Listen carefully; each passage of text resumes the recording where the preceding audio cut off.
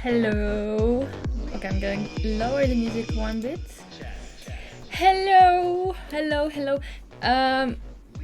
Today we are gonna be following a chess match between two incredibly strong grandmasters.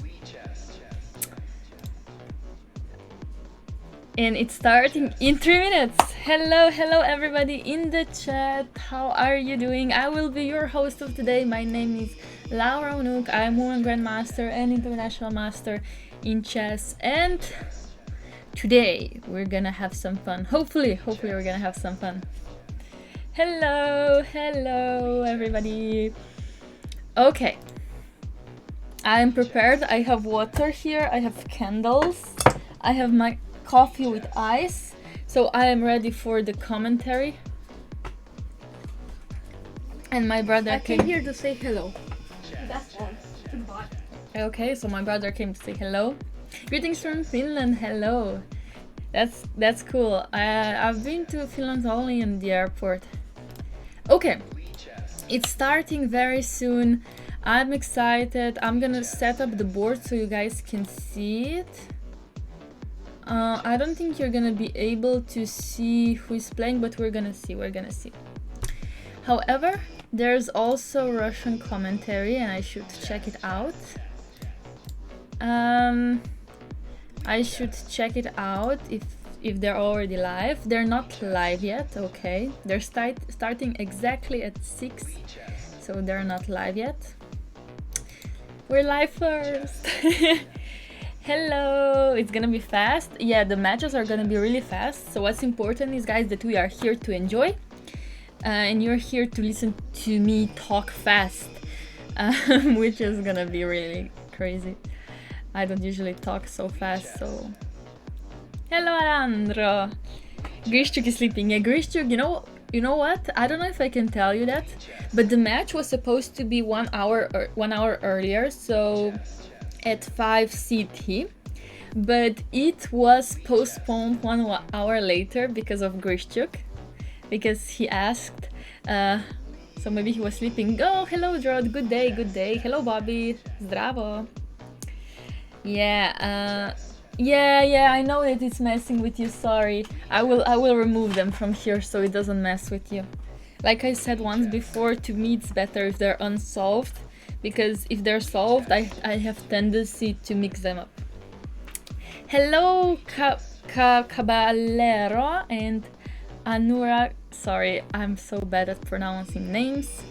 I'm terrible, and I'm really excited to see the match of Kramnik and Grischuk.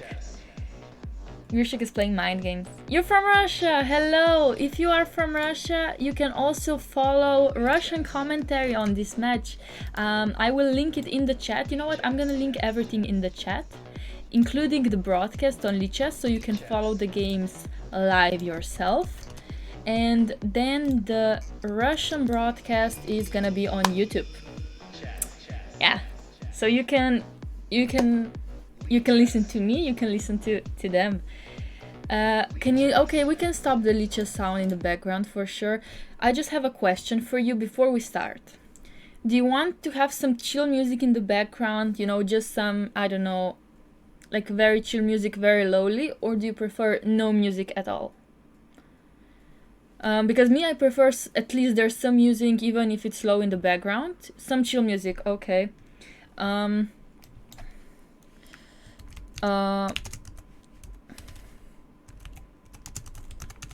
It's gonna be very, very quiet, guys. I just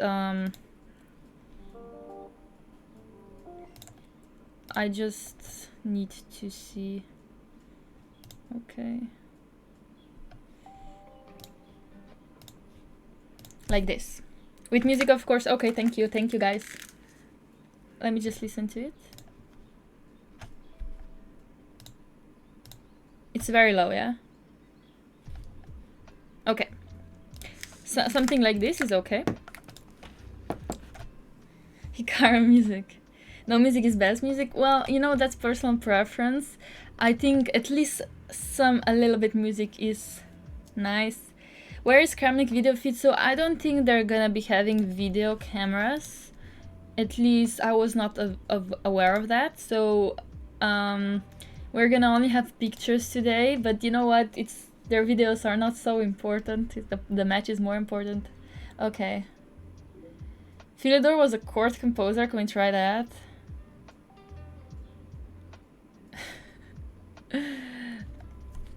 Chat is weird. Who is organizing the match? I don't know who is organizing the match, but my hair is messy. I think the organizer is actually the Russian streamer that's making... So his name is Levito Chess. I think he's the organizer. Oh, hello, Bahadir Ozan. What's up? Okay, but the music is going on right now. Is it okay? Hope it's okay. I can put it on. So many first-time viewers. Hello, hello. Why did they not start yet? I think they're just waiting for the right time, because like I said, the organizer is Mr. Levito Chess, and I think that when he starts the stream they will also start the match somehow. I think it's all connected, and I'm waiting for their stream to start as well so I can know who is white. So first game, so I think that first, I don't think it's all determined yet.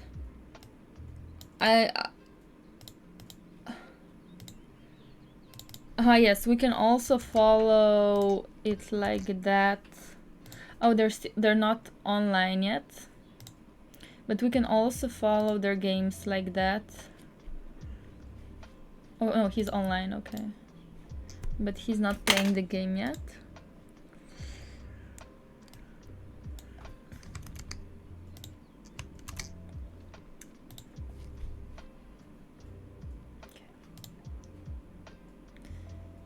Okay, so last game Grischuk played was against Alireza, in fact. Grischuk, you want to see that game before we start? Before we start the match? Are you more biochemistry student or more chess player? I'm trying to be 50-50, but we'll see how it's gonna go. Okay, organizers are saying they're starting soon. That's awesome. Soon we'll have chess. It's going to start in a few minutes, but before that, I think it's cool to see a game, blitz game between Alireza and Grischuk, because Grischuk is playing today, so let's see how that game ended. In fact, white won, so let's just... Oh, okay, they started. We couldn't see that game. That was too fast. That was too fast for us, because right now you guys can see the match is starting, as well as the YouTube broadcast in Russian. Okay. Oh, we're having the same opening as you saw that he played against Alireza. So we're gonna have exactly the same opening right here. Sorry, let me just fix something. Okay, here we go. Okay, so we have the Sicilian, like we said, same thing. Oh, it's 5+3. Okay, I thought it would be 3+2. It's 5+3. Hello, Skitos. Hello, Tutsbar. Hello, everybody here. Sicilian Nidorf. Thank you, Rikumuda. I hope you're gonna enjoy this as well. They're playing really, really, really fast. Especially for 5+3 games. So they know a lot of theory. F3 played by Kramnik. Bishop b7 comes very naturally here. Of course, if you play 6b5, you always put your bishop on b7 if possible. This bishop is going to be very active. I'm going to check just something, if I can go to broadcast and watch from here. Oh, I can actually watch from here as well. What would we prefer? Okay, let's go here. Is anyone else commentating this game? Yes, the commentary is also going to be in Russian. This is English commentary. So you never play the Sicilian, not even once, with either color? Yes, I do not play the Sicilian. However, I do like black's position. That's what I can say. I am international master, yes. Hello, Privyet, Anvar. Privyet. Surely just could have found stronger players than 1500. Yeah, they're grandmasters with 1500. Yeah, basically that's what's kind of. I am, which stands for international master, which is the second highest title in chess in open category. So not in woman category, but in open category. So Kramnik, by the way, is white in this game. We have Grischuk with black, and like we said, Grischuk plays the Sicilian, and I love the rook on c8. Some sacrifices could be coming on c3 in the future, but in the meantime, knight e5 followed by knight c4 in the future. This knight on c4 will be a beast, and he played it. Why is this knight a beast? Just look at it. Just look at it. It can even sacrifice itself for a pawn, which I'm sure that Grischuk is considering, but not right now. Ah, queen c7 with the threat knight a3 and taking a pawn like that, which is a very nice tactics. I wonder how many Berlin endgames we'll see. We'll see. I am really curious as well. G4 was, yes, in fact, G4 coming, but I think, I'm gonna be honest, I think that black is a bit faster than white in this attack, and that's when it comes to the opposite side castles, for example, short castle, long castle, it's about who's faster, and I just feel like that black did more for his attack than white, because black didn't move any of the pawns here, which is gonna make it harder for white to make weaknesses on this side. So he exchanged it, the bishop, and now I would maybe move the knight somewhere like this. Also b4 or a5 would come in the future. I guess b4 is 97. He played it. Oh, I feel so proud right now. I'm playing like Grischuk. So 97 is a good move. It stops any attacks with the pawns, and at the same time rerouting this knight to a much better square, where he's gonna attack the king. Who will win? I don't know, guys. Let's make a prediction. Maybe we should make a prediction who will win, guys. Who will win the whole match? Maybe we can make the prediction. I'm gonna try to start the prediction myself. I don't know how to do it. We'll see. Okay. We're gonna make a new prediction. Who will win the match? I will do it right now. Oh, oops.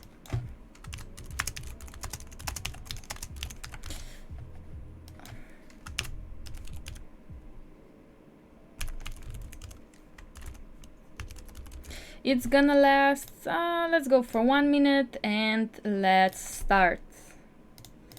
Okay, here we go, the prediction started. You guys vote. In the meantime, bishop g5 has been played.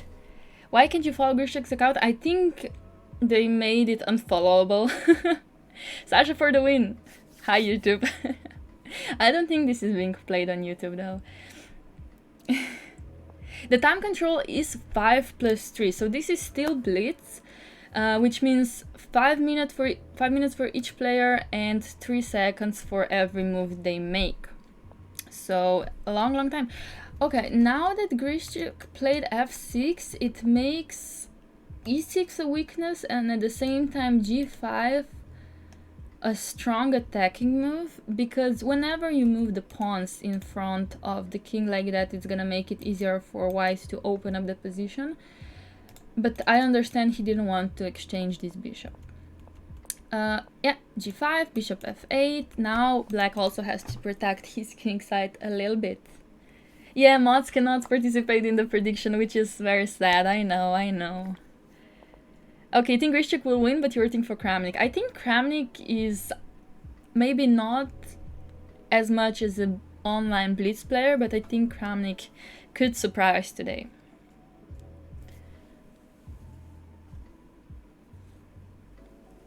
Kramnik is still open. My hair.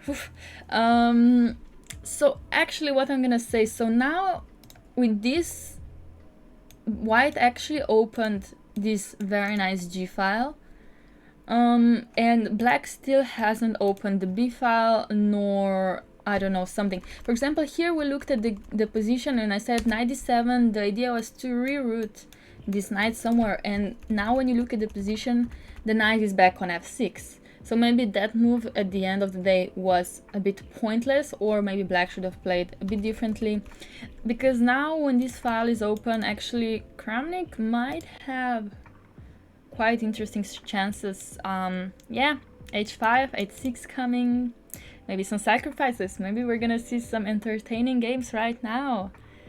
I really wonder who... Yeah, we'll see about the prediction. But so far 0, okay, so sacrifice, of course, that was pawn sacrificed by Kramnik. But if some of you have watched some Tau games, you could see that sacrificing pawns like that actually means opening up even more files for white to have attack on. So for example, something like queen h4 now. Putting the queen here, having the rook here, maybe rerouting here and here. Basically, black will have to defend, and if black manages to defend, then it's okay, no problem, you know, perfect game. But it's always tricky to defend because defending is very psychological. It's always easier to attack just because of the psychological factor. And you know what I'm considering right now? I don't know if it actually works, but b3 takes and maybe bishop b2. I don't know, this looked like a very cool sacrifice right here. Sacrificing the whole knight in order to put the bishop here and play on this diagonal. Maybe it doesn't work right now, but I thought it was very interesting. f4, very, very cool move, threatening f5 immediately. And f5 is a big threat. Yeah, it was very nice pawn sacrifice. I would say in the spirit of style even. You like defending? Defending is in your blood. Yes, to some people defending is very easy, but to most chess players it's hard. So if it's easy, defending is easy for you, then I guess that's your talent. Okay, so anyway, f4, and Grischuk thinking he's a minute down already. We'll see, we'll see.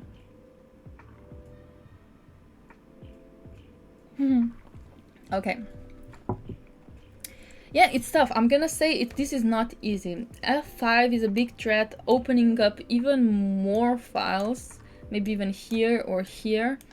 And the more, you know, files are open, the weaker this king will be. Also, white has black color bishops, where, you know, he can take advantage of these weak squares. And Grischuk is in deep think. You know what? I'm gonna check. Oh, they do have the cameras. They do have the cameras on YouTube. I didn't know that, but no worries. You can watch both broadcasts if you're interested in their faces, how they look. I can tell you. Grischuk looks worried and he's thinking, and Kramnik, we can only see his forehead. So that's what we can see. e5 played by Grischuk. I'm not so sure about this. I mean, the idea is logical.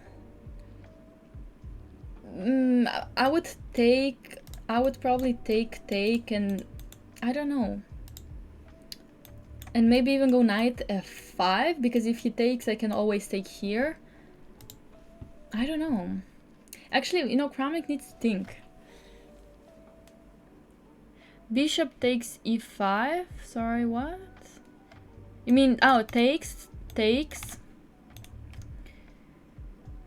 I don't know, is this good? This takes. Oh, f5 played immediately, sacrificing the whole knight. Wow, we saw such a good sacrifices. He sacrificed the whole knight just to open up this file and potentially this checkmate somehow. For example, if he takes, he will take the knight, threatening checkmate in one. Oh, this is dynamical. Rook c5 played, protecting the knight right here, but what does white do now? That's a good question. What does white do now? G7 doesn't work because just knight g7 played. He can take, but I'm not sure this is enough. I don't know. Guys, this is dynamic. I'm gonna check how Kramnik looks. Yeah, still we can only see his forehead. He's very serious. This is, oh, bishop g5. There are two ideas. One, of course, taking this one. The second one, playing bishop f6. Both is great. He takes, very logical. Bishop f6, forced to go king h7. And he just takes the pawn. So basically, Grischuk defended very well, but the problem is the time. Look at the time, 10 seconds for Grischuk, even less, and very, very open king. Yes, oh god. White is down material, but this is so dynamic right now. If he takes queen c2, he moves, and then maybe bishop takes. I don't know what's going on. I don't think anyone knows what's going on, and I couldn't play this game. I couldn't play it. It's too dynamic for me. I don't know. Would I even play queen d8? Maybe queen d8 is just too slow at the same time. I guess taking is the best. I'm just gonna say that taking is the best. I don't know how it follows. Okay, this is how it follows. I get, oh, he takes with the queen, okay. Yes, now queen d8. Attacking this bishop and still attacking the rook. And after rook c8, queen d7, I guess. Yeah, defending the file. And what's the material now? So black has 2 pieces for rook and 2 pawns, so black is much better here. If they exchange the queens, only if they exchange the queens, black is much better. But if they don't, I think Kramnik is happy with the draw here. It's a draw. It's a draw. What a game. So let me just update the score.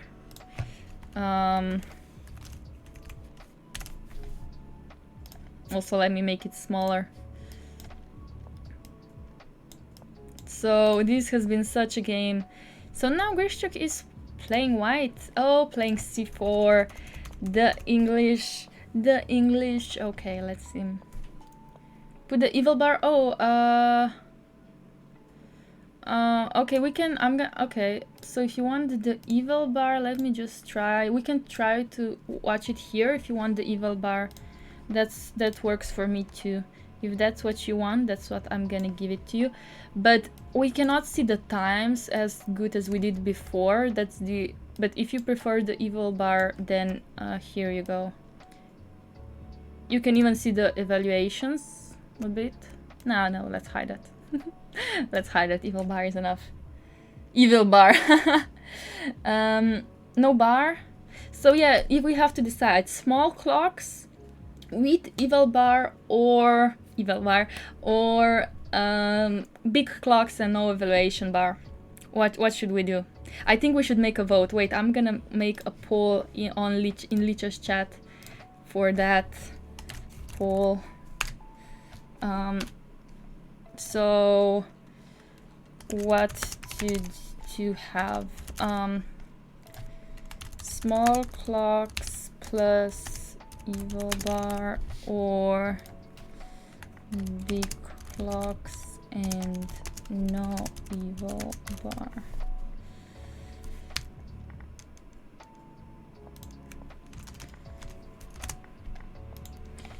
Okay.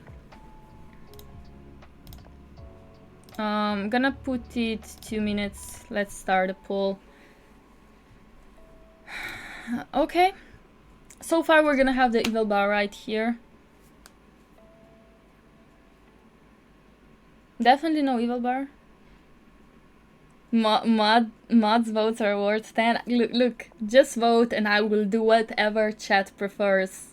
You guide me today. I'm just here to commentate. I want you to feel comfortable today. It's my first commentary as well, so hope you're enjoying it.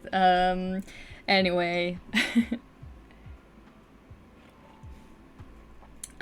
So we have not followed the game. Sorry, there was the English opening. So far so good. I think this is some very nice theory. So basically white has a center, but black has this very nice bishop and this bishop, and I mean I would say this is pretty close to equal. It's 0 plus 0.4, so basically it's very equal. It's close voting, yeah.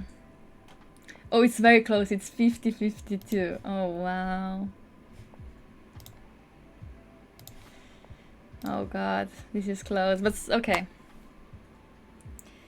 We have no clocks, no evil bar, but a bigger cam.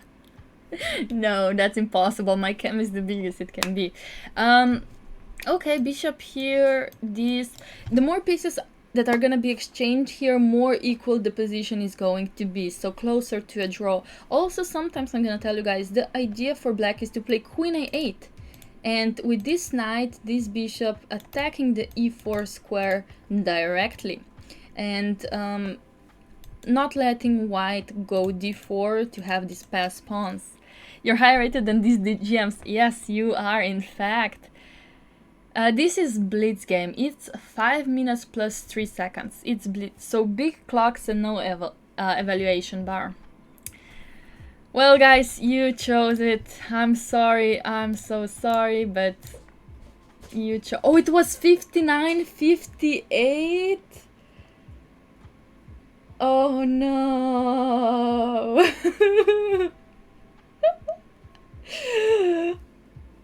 Oh no, that's not fair, but what should we do now? Recount. Recount vote. Recount vote. There has been the vote 59-58. What should we do? What's the... Well, revote, sure. Revote?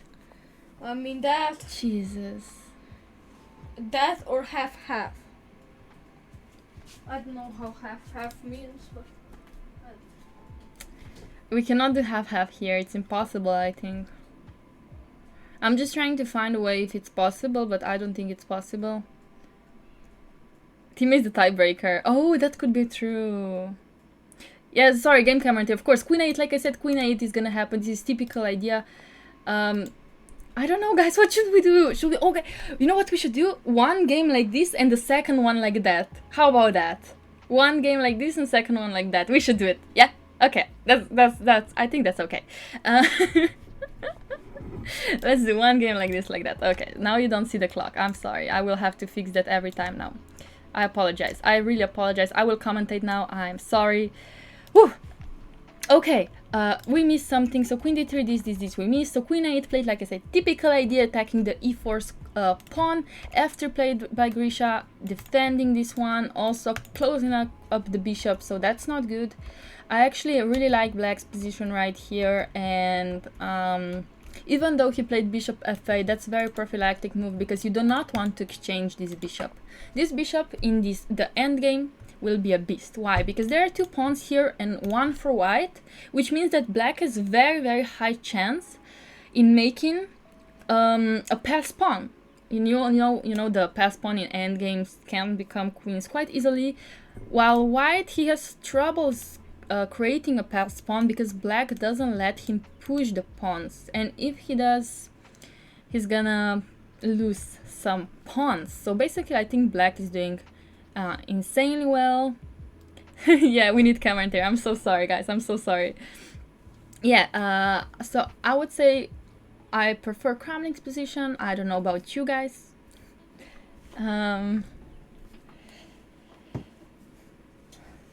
What does STL before Grischuk represent? I have no clue. Maybe St. Louis. Queen b3, knight f7. Queen b3, knight f7 is in fact a very good idea for white. But I think that they're gonna repeat. Oh, they're gonna repeat. So once, two times. The position has been repeated 2 times, and maybe if Grischuk goes here, Kramnik will just play that and they will take a draw. What does my brother think of the position? I don't know, we can ask him. Team A. I don't think he can hear me. I think it's gonna be another... Oh, Queen b3 played like you suggested in the chat. Knight e5 and knight f7 is a big idea because then this would be checkmate. Almost checkmate, actually. The king would have to go here, and then I think there it would follow by check and here, and then check here and king here, and then maybe even king g2 followed by bishop f2. I mean, this looks terrible. I think this is a threat. What does my brother think of principles of biochemistry? Yeah, he likes it, I think. Rook c8 played. The idea is that after this he wants to exchange as many pieces as he can. Like I said, black really wants to exchange as many pieces. Why? Because, as you can see, white has the center. That means that he has more space, and if your opponent has more space, you should just exchange pieces, because then he's losing this space. He cannot take advantage of the space if he doesn't have pieces anymore. And that's what Kramnik is doing right now. Oops, sorry. Huge attack for white. I would not say this is considered a huge attack.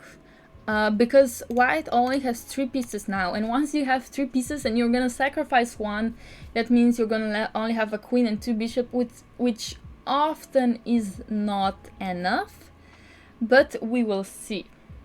Are all the games 5+3? I think so, but I think that mods can answer that better than me. All are 5+3. Okay, thank you. We will see a Botas gambit? I don't think so. I don't think so, but we can vote about that too. So yeah, I wouldn't really not consider this a huge attack. I would just say that yes, white has very nice position of the knight, and he will probably move this bishop somewhere here or here to the more open sides where the bishop can work its magic. And yeah, I do agree that Kramnik's position is now feeling a bit more cramped, and he's the one that has to defend. Queen e7, I guess the idea would be either queen b4 or queen a3. Like I said, exchanging even more pieces. That's what he wants. Yeah, I think this should still be a draw. I think this position is not as dynamic as the previous one. The previous one was crazy. This game, however, is a bit more calmer, but that's what happens when you play c4. That's what usually happens. Yeah, so defending the pawn on d4, very logical. Kramnik is your idol. That's awesome. Would it be good for white to start advancing the king? So always in the endgames, king's activity is the most important, but keep in mind, there are still queens on the board. And whenever there are queens on the board, you should not really advance your king too far. For example, d3 would already be bad, because then you always have some bishops here pinning the knight, queen here pinning the knight, and then moving the knight. It's not the right time yet. I think you should start advancing the king when you exchange the queens. Hello, Grobarino. Shouldn't c4 be an explosive move? Well, depends on what your opponents play. As you saw, Kramnik played c5, which is very equal. You get very equal positions out of it. What are match constraints? I don't know how to answer it. Oh, g4 played. 10 games. Okay, 10 games, 5+3. Okay, that's great. 10 games. I didn't know that, and I'm commentating. Thank you for being here, guys. I am learning new things. Okay, so 26 seconds for Grischuk, 50 seconds for Kramnik. g4 played by Grischuk though, and the idea of this would be to stop. I don't know what the idea. I would not play g4. I think it's a bit too much, but okay. You know, he's Grischuk. I'm just gonna trust him here. Okay, bishop here. I don't know. I don't think the good idea is to go bishop g3, because then this pawn on d4 is very weak anyway, and you will have to have your bishop here in order to protect it. So for that reason, I would not go g4, except if he was scared of some things. But okay. h4 g5 ideas. Yeah, this is a very good idea. h4 is in the future. Yes. What was the opening? It's called the English. So c4, c5 has been played. Yeah, Grischuk is synonym for time pressure. The dictionary confirms. Yeah, but now it's very equal on time. 15 seconds, 17 seconds. Queen c8 played. So black does not want to exchange for the reason that white would be much more active in this case if he did exchange. Actually, white is doing great now. These two bishops, they're in the back, but they're waiting for the right time to be activated. And when they're activated, they will become true beasts and dragons. Queen d8, the idea is to stop d5 from happening. That's always the idea of black. Bishop g3 played. Okay. This attacking the pawn. Yeah, this is very dynamic now. Would I go bishop c4? Okay, he goes bishop g5. He's forced to take with the pawn. He couldn't take with the queen because this pawn would be hanging. I don't know. Now, basically, queen and bishop versus queen and knight. Usually, guys, queen and knight is much stronger than queen and bishop. But in this case, this knight is way too passive to be better. But this pawn is lost. This pawn is lost. Wait. If white has no attack right now, so that means no checkmate like this, that means that black is winning this game. H4, he's trying. Oh, Kramnik might be winning this game at the end. Oh, yeah. He takes to the queen. Okay, he's forced to move the queen back, otherwise he is lost. Threatening this. Of course, Kramnik saw it, and now this queen is very badly weak. He has to go here or here to come in from this side or this side. Yeah, black is doing great. Looks lost? Yeah, but at the end, I mean, yeah, see, now the power of the knight comes through, because this knight can be a true beast, especially in combination with the queen. Yeah, these two connected passers are absolutely brutal, and actually Kramnik is most likely going to win this game, in fact. Hey Chris, this match is in Blitz format, 5 + 3 seconds, and there are 10 games. Yeah, what a masterclass. Yeah, insane match. And I think, okay, so he's losing a pawn now. But that's not enough, because he cannot stop the promotion. He can, oh, he can. Okay, yeah, good for him. But actually, I'm not sure now. What is this? He goes here, oh, and then here, stopping bishop c3. Wow. And he's taking now. But then after f4, more pawns you exchange, more likely is it to be a draw. And I think now at the end, this is gonna be a draw. But it's not clear yet. Ciao, Darko, ciao. Yeah. Dang, in fact, dang. So the thing is that if white goes e5, black will not take it, otherwise it's a draw. He will go f5, because this is his counterplay, to have two passed pawns at the same time. So white has to wait for the right moment to push e5, where it's gonna be forced to exchange. Oh, and now he's taking here, and then playing king b3, and of course black cannot mate with only a knight. And this is now a draw. Wow, what an end game. This is what happens when you play Blitz. What an end game. So 2 games have been drawn now. It's 1-1. 1-1. Just gonna leave it like here. It looks like there's gonna be a lot of draws here. Yeah, what a game. That was insane. I mean, this looks so winning, but it's hard. It was hard, and you see when you play Grandmaster, they're tricky. They're tricky till the end. Here it looked like he was winning, but he also found the only move that stopped the promotion. I think this is the only move that stopped the promotion. Yeah. Yeah. Insane. They're gonna play 10 games, so 8 more. We are 2 games down. They're gonna play 8 more. You don't have to update manually.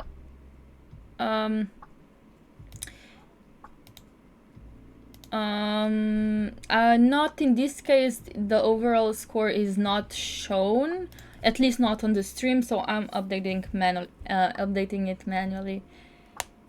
You want keyboard ASMR? Yeah. That's what you want. I know it. And mouse ASMR.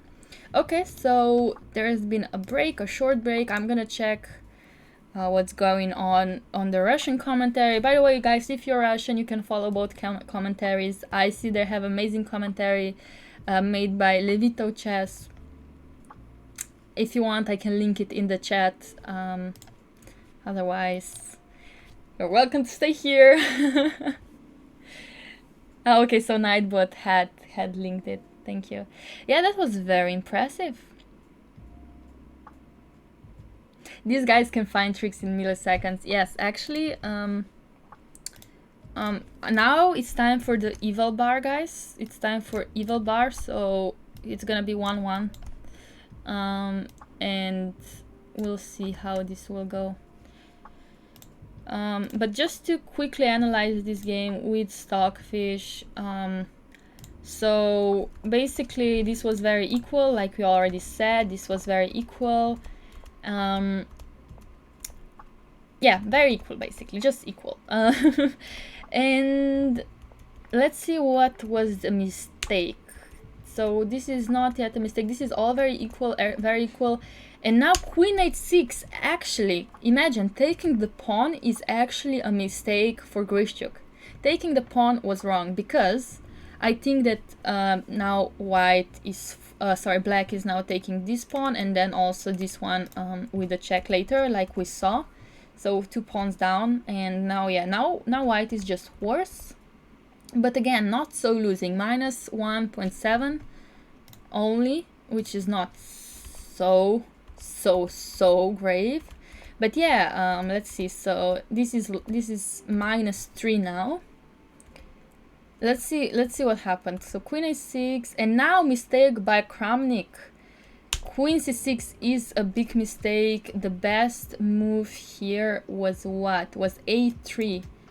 And after he took, just knight f4. This knight here is then too strong, way too strong. This bishop is pinned. Okay, so then this would be winning for black. But queen c6 is a big mistake. In fact, now it's a draw. And now it's a draw, except that king f2 is losing due to king g6. And after this, he just takes, and now this is actually lost. Wow, so there has been 2 missed opportunities by Kramnik in this game, and at the end it was a draw. So king f2 actually a blunder by Grisha, and the only correct move here would be king g6 to win the game. Chess is complicated, I always said it and I will still say it. Okay, Kramnik is now white, he played e4 and the Sicilian, the Najdorf, like we saw in the first game. Basically same thing. Now we're just looking from white perspective, before we were watching from black perspective. And queen e2 played by Kramnik. I think Kramnik played queen d2 in the previous game. You were thinking queen e5? Oh, yeah, such a rookie mistake, huh? Okay. Hello, CBM, hello. Okay, long castle. I think you guys are able to see the game pretty well. Now we're having evil bar, but the time is not shown as beautifully as it was before, but no worries. That's fine. Knight a5 played by Grisha. I was so used to looking at this position from black perspective that now when I'm looking at it from white perspective, I am a bit confused. But of course the idea of black is to go rook c8 and knight c4 like we saw in the first game. So we're gonna see if Kramnik is gonna move this bishop or if he's going g4 directly. Why no hot top commentary? Why yes is my question. Bishop takes e6 right now. So the thing is, if you do that, at the end of the day, white gets a rook and 2 pawns, and black gets 2 pieces. And when there are a lot of pieces on the board, that means that black is gonna be able to do more with 2 pieces than white with a rook and 2 pawns. So I don't think bishop e6 is a good move here. The exchange is not so great for white in this case.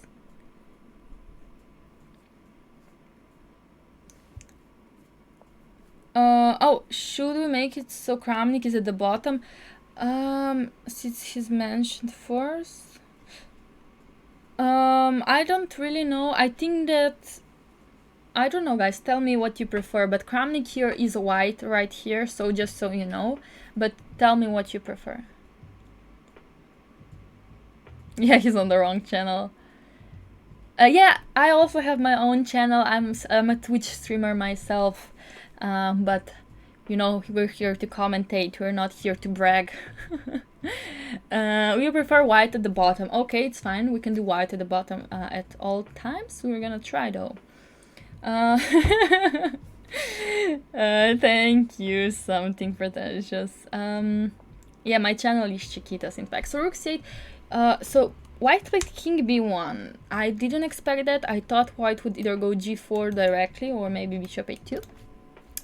But he went king b1 and rook c8 played by Mr. Grischuk. And Grischuk is still on 5 minutes and 17 seconds. He has more time than when he started it.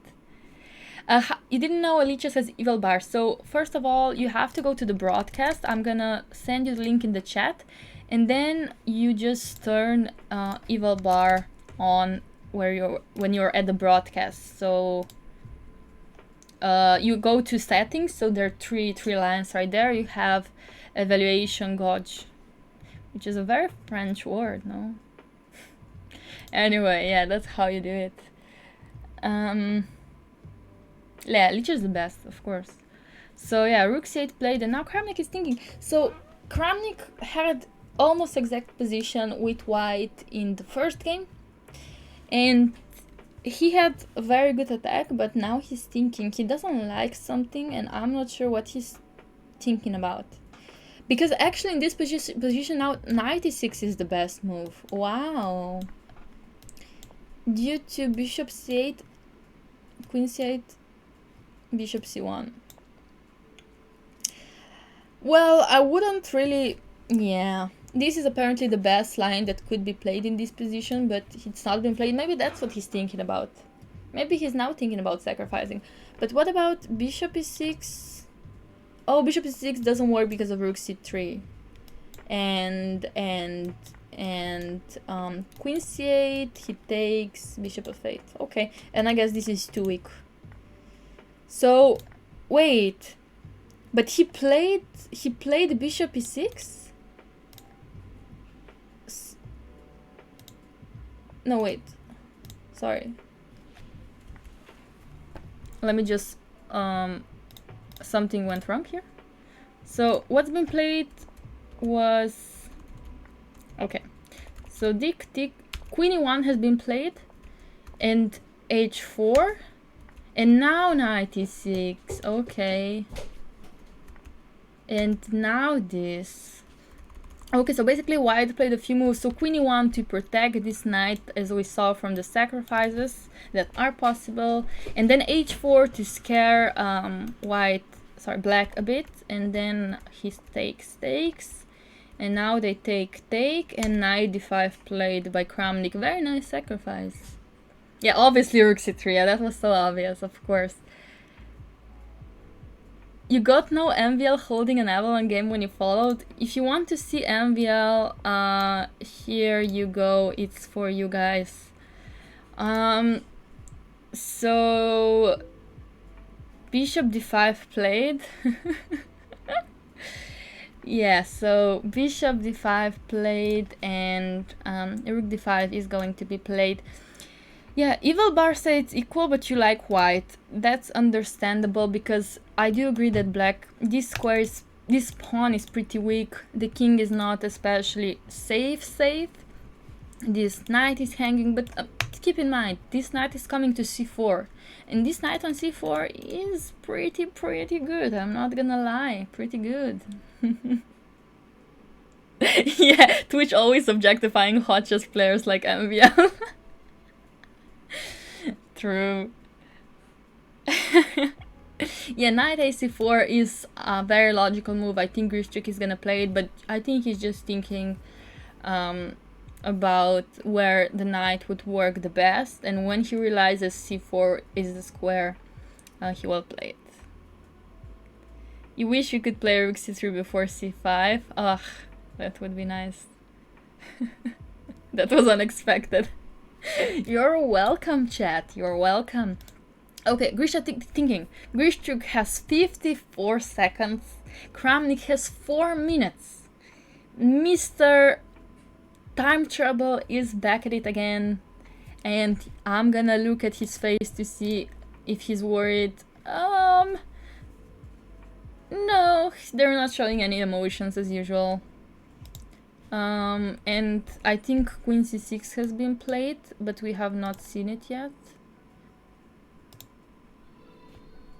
Sorry, oh yeah, the broadcast stopped working. Oh, the broadcast stopped working. That's the problem, guys. It's the broadcast here. We broke the broadcast. Queen c6 has been played, by the way. Oh, sorry. Queen c... Yeah, we're a few moves behind. We're just a few moves behind. So this has been played, and bishop has been moved. Where has it been moved? It's been moved to d4, and queen c6 has been played. And queen c1, that's what happened. Sorry, the broadcast is just a bit behind. I was trying to figure it out. Increment is 3 seconds for every move.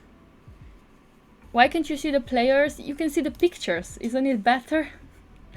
We don't have the webcam. We're not in the Zoom call here. So if you want to see the players, you have YouTube and you can follow the commentary in English and at the same time look at their faces. But you know, they're Russian players. They always have the poker face. They're not showing any emotions. That's a fact. Hello, hello. Okay, so let's just see what happened. So this has happened and knight b6 played.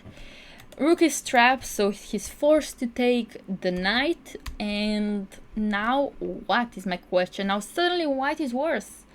That's the problem, guys. So usually when you exchange two pieces for a rook and pawn, or two pawns, yes, at the beginning all is great, but once these two pieces start playing in harmony, then it's insanely hard to keep the tension, to keep the advantage. Basically, first we're gonna go h6 to stop any attack, then bishop f6, then knight c4, and then this b2 pawn is gonna be terrible. And that's always the problem when you play like that. Kramnik is aggressive. Yeah, Kramnik is playing, I wouldn't say aggressively, he's playing very, very good chess, just.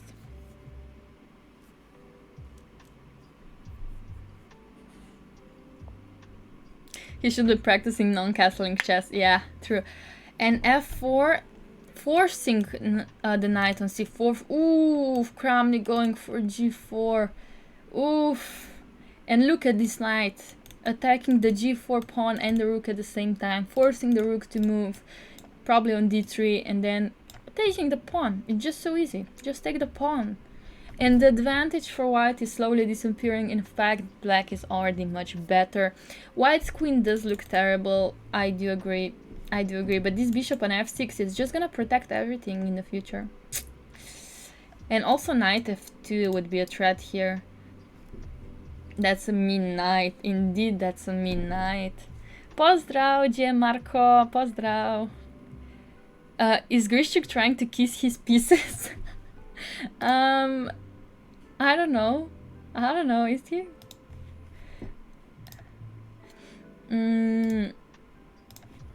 Okay, this has been played.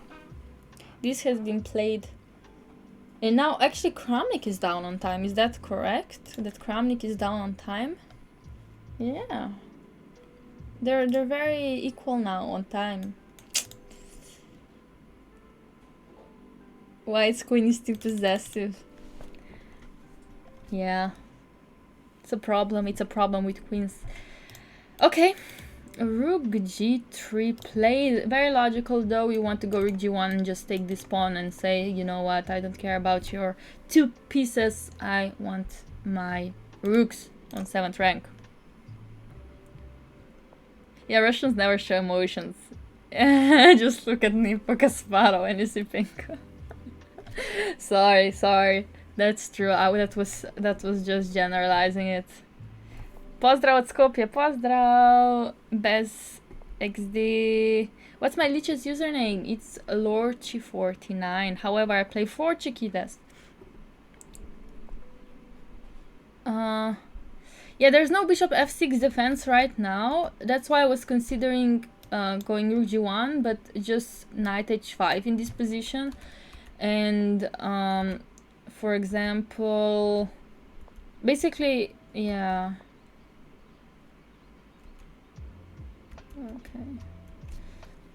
Basically, always rook f7 is defending this pawn and it's safe enough. That's what computer is saying. Are you playing the team battle tomorrow? I don't think so. I have exam tomorrow and on Monday, so I'm very busy these days. What's my rating? It's 2400. This is a blitz game, in fact. Oh, this is turning into a bullet game. What has happened? White has suddenly gained the advantage back. What has happened? Oh no, what is this? Now suddenly White has this beautiful pass pawn and he's just taking all the black spawns.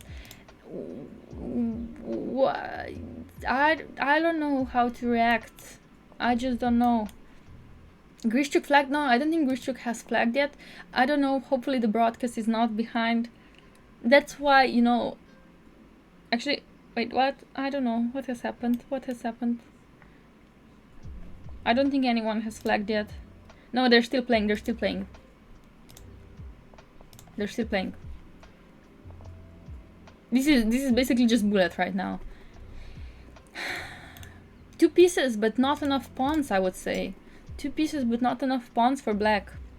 C3 attacking the knight. The knight's forced to move. And then this one... Oh, okay. Threatening knight d2 first. I guess king a2. Knight d2 played anyway. And the rook somewhere. Okay, f7, sure. He takes... Oh, and rook b7. Rook b7 cannot protect g7 pawn. Okay, he took here, that's fine. Rook b7 anyway, guys. Rook b7 cannot stop... yeah, cannot protect it. Very nice. So now these 3 pawns are just beasts. And they're gonna be a queen. That's what computer is saying.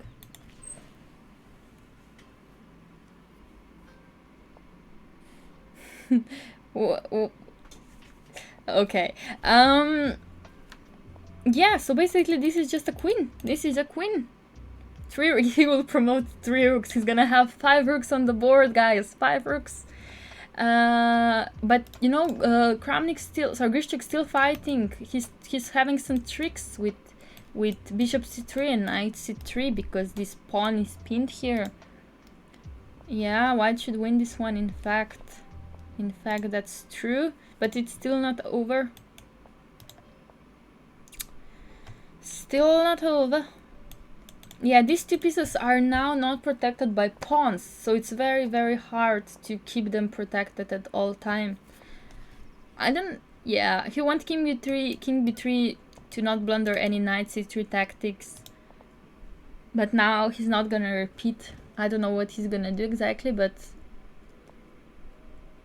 What? It's been a draw?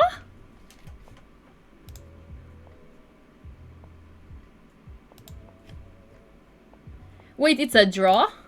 It was a draw? The third game was a draw? That was a draw? Wait, I thought Kramnik is gonna win this. It's been a draw, and now they're playing the next game already. Ooh. Okay. It's fine. No problem. Okay, now we're playing without evaluation bar. We're commentating without evaluation bar. Chess, guys, chess. You never know what's gonna happen, even though they're grandmasters. It's very unpredictable at all times. This is bullet, guys. This is why Kramnik says bullet is not chess. Exactly for that reason. Grischuk is now white, and let me just see the opening. c4 again, c5. We're gonna see the same thing as we saw in the second match. And yeah. Have I already finished reading Principles of Biochemistry? No, I'm saving it for the summer read. Yeah, hedgehog. This structure is in fact called hedgehog. Yeah, I think grandmasters are trolling us. Okay. Yeah, so this is the hedgehog playing this so he can develop the horsey. Whoa. Is that normal? After this, that you take this one? I guess I'm not so sure about it, but I think that Kramnik knows this position much better than I do, so we should trust what he's doing. Knight d7, I guess the knight belongs on c5. I guess it's better on c5 than on c6, but we'll see what he's gonna choose.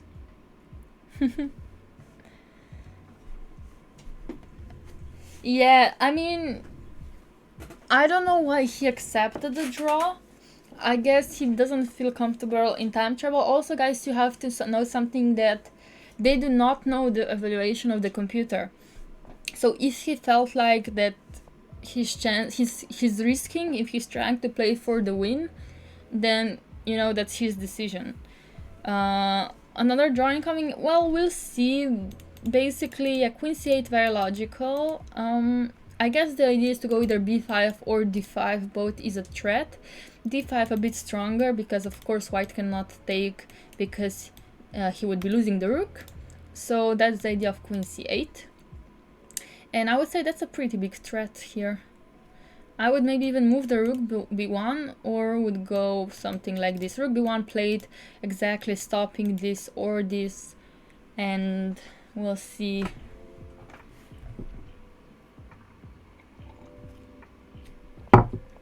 Play king e3 and push. The thing is that knight and bishop can be very tricky, and you can very fastly blunder a check and attacking the rook at the same time, so double attack. But yeah, of course, Kramnik should have played for the win. My next tournament is actually Women's World Cup in starting 10th of July. The b5 break is still strong. So hedgehog is basically a typical structure where first you have to know the ideas, and of course b5 break is an idea. However, d5 break is always stronger, because if you break this d6 pawn and exchange it for this central pawn, this bishop is gonna breathe much freely. So d5 break, basically you want to prepare d5 break, but if it's never gonna work, then okay, you say yes, let's go b5. Can't find your Twitch? There's a link. There's a link that shout out Chiquitas. There was just a link above that, but thank you for showing your interest in the Twitch. The lighting is a bit low, so I'm just gonna turn on the light a bit. Oof. So rook c5 played. Rook c5 played. Okay.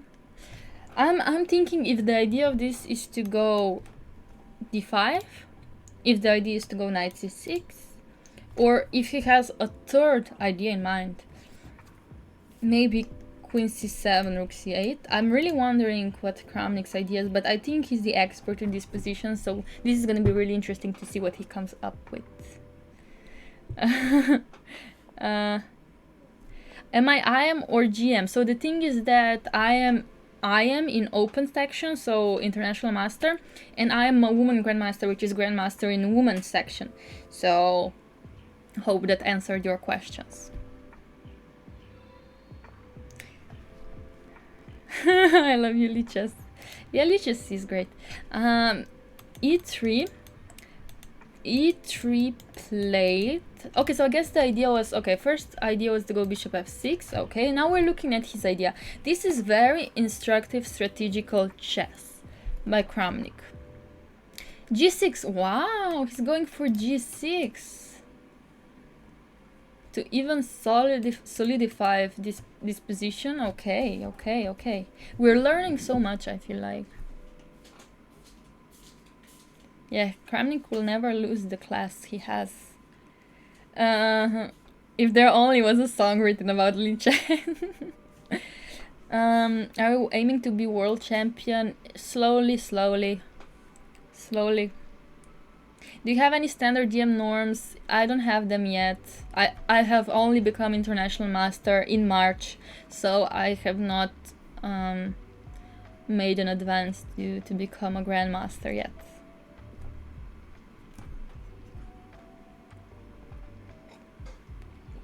Have I seen Lupin? No. Okay, so far let's see what happens. So king g7, knight d7, and what now? Knight e5 maybe? Where is this knight going? Obviously this pawn is now under attack, so he has to protect it somehow. I think d5, actually d5, wait, about d5? d5 takes, the knight is hanging. So I think that Grischuk did blunder in d5. So like you said, this is the main break that black wants to achieve in this typical hedgehog structure. and he did it. But now that he did it, what now? I think he's forced to take. But that's letting the knight here. And the knight here is making black's life very uncomfortable. What now? Queen c7 maybe? Protecting these squares? I'm not so sure, because you cannot move the knight. Queen c7, okay. The idea is to move the knight to a more free place, you know, knight e5. And then try to play. Also b5 is now a big idea. What openings do you prefer? I like all openings. Take and draw, sure. Did NVL own lichess? No.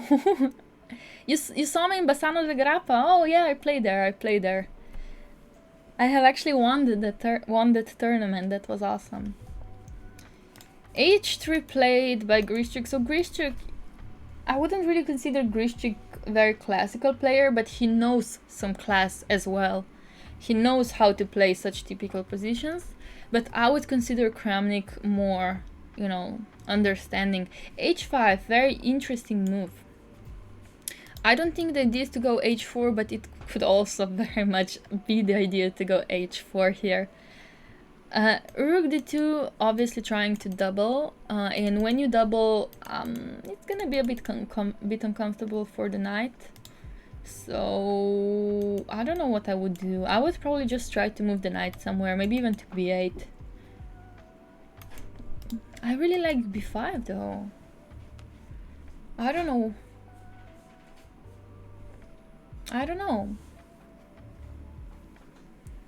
You're thinking to play open Spanish with black? Yeah, that sounds great. Oh, thank you, Chosman, for one bit. Yes, I won lichess again. I'm commentating. English or Queen's Gambit? I prefer the Queen's Gambit. Thank you, finger 11.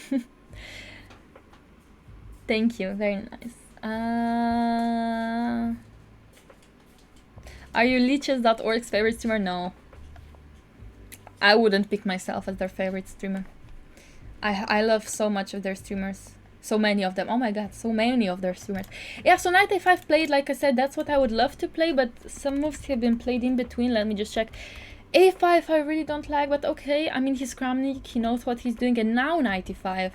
I would go knight e5 immediately, actually. Oh, I think he was worried. Yeah, he was worried about losing this pawn at the end of the line. Okay, that makes sense. I still don't like it, but that makes sense. Now we're coming to a game with opposite color bishops, and you know what that means, guys. What does that mean? Tell me. What do usually opposite color bishops mean?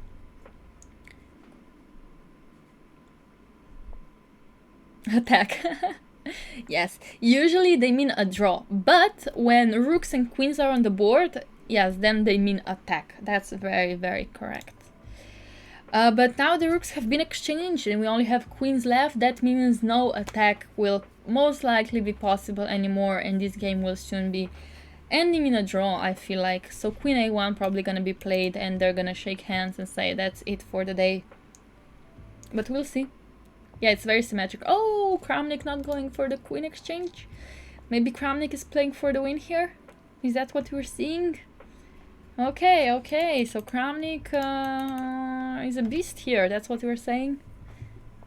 Oh, Gunny's World, hello, sorry, I didn't see you here.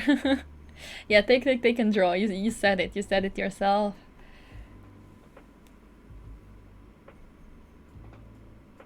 $10 was so heavy, yeah, 10 minutes was heavy. They're playing digital. If you want to see their faces, there's a Russian commentary. If you speak Russian, you can also listen to the Russian commentary. They also have cameras, but like I said, they always have poker faces, you know them. So basically, I'm just having the pictures of them where they're happy or interested. Yeah, why are they playing this? I really wonder. I would go queen a1 and say take the draw, my friend, but he doesn't want to do that. He said you're not my friend. Yeah. Oh, now he wants to exchange the queens. Okay. I mean, sure, why not? Push for the GM. I will try. One day. What is that channel? If you want it, there's a YouTube link. Yeah, Levito Chess is the name of the channel, and there's a link in the Twitch chat where you can see when you can just click on it and you will go to that channel immediately. Yeah, I mean, the structure is not symmetrical anymore, but that doesn't mean it's not a draw. It still means it's most likely going to be a draw. Yeah. Yeah, it's just a draw now. Now this is very symmetrical again, and I mean, just shake hands and draw. You know what? I'm already gonna change the score. There's no way this is not gonna end in a draw. I'm so confident that this is not gonna be a draw. And it's been ended in a draw. I was right. Yeah, they play on this position. Yeah, they agreed a draw in previous one, but they played this position, exactly. Okay, it's been a draw. Is there any advice that I could give to someone who wants to improve their chess as fast as possible? Yes. I have a YouTube video made exactly on that topic, and I always recommend something. If you want to improve quickly, do tactics. And the stronger tactics, so tactical combinations you will do, the easier you will get some skills that you need to win the game. And obviously that's what you want. You want to win the game. If you work on openings, you just work at the beginning, and then what? You don't know how to win the game. So when you do tactics, you're gonna win the game much easier, easily. Yeah. I do have a YouTube channel exactly on that topic, that video on the topic, so of course, if you're interested, that it's very easy to find. It's just Unuk, my channel. Okay, so this has been the game. I think they're taking every 2 games, they're taking a 1-minute break or something, which is very logical. And we're gonna wait. We're just gonna wait now. Of course, you also need to know the end game, but I think if you're doing the tactics, you're most likely going to win most easier, because sometimes you're not even gonna get to the end game, you know. They're gonna play 10 games, so far they have played 4 games and 6 more games. How can you establish this video? Wait, I'm gonna show you. I hope this is not gonna become a self-promotion. Do you let me show the video, guys? Can mods, YouTube mods, can Lichess mods allow me to show the video? I'm not sure. Thank you for subscribing, Lion. How you are so focused on chess? We're on a break anyway. Okay, thank you. Okay, so this is my YouTube channel. You can, if you, like I was talking about it. Oops. So this is my YouTube channel, and this is the fastest way to improve in chess. This is part 1. So as you can see, it all stonks from 0 to 1500, and then you have fastest way to improve in chess part 2 from 1500 to 1800 stonks. And if you're a beginner, this video is most likely going to be for you. And this is what I recommend. Oops, sorry, this video is mostly this video is most likely going to be for you, and this is what I recommend. But obviously there are so many other ways to improve in life. You already subscribed. Oh, thank you, Chosen One, for 101 bits, and thank you for gifting the sub, Hatanga. And I'm sorry that I missed some stuff. Thank you for subscribing. And we have Hype Train now. Yeah, how about 2022? Yeah, we can do that too in the future for sure. This is where endgames come in handy. Hype Train. Oops. We have Hype Train on Lichess. That's awesome. Lichess does deserve the Hype Train though. Okay, let's go back to this. Oh, you have MVL again here. Here you go. This is again for you. For the Hype Train. Okay, this is a short break. There's a different chess culture between EU and US. Yeah, I think there's different chess culture for sure. Just the way people view chess. But it's slowly changing. With the Queen's Gambit, the view on chess is changing a lot. Yeah, MBL too hot for Twitch. I think that he should be banned from Twitch. Yeah, so hype train. Thank you so much, guys. That's so cool. They're taking a break. In the meantime, you know what we can do? We can just wait. In fact, in the meantime, I'm just gonna close the door behind me. Okay? If you allow me to do that.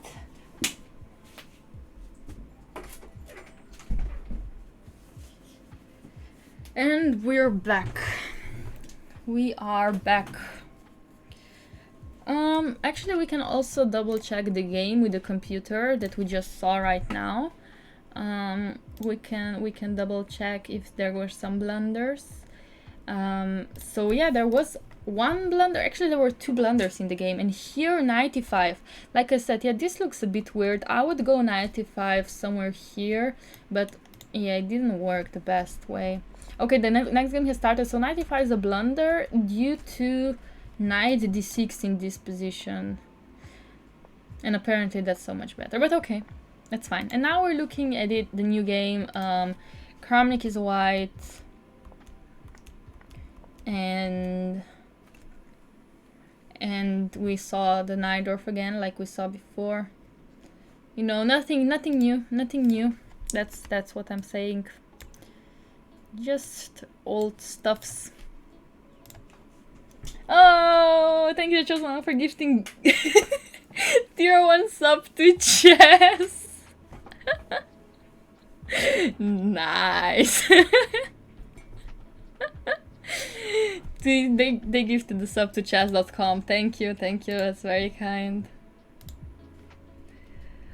Anyway, so let's see what happened.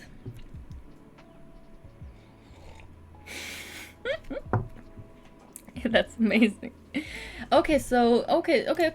So there has been something new, or what?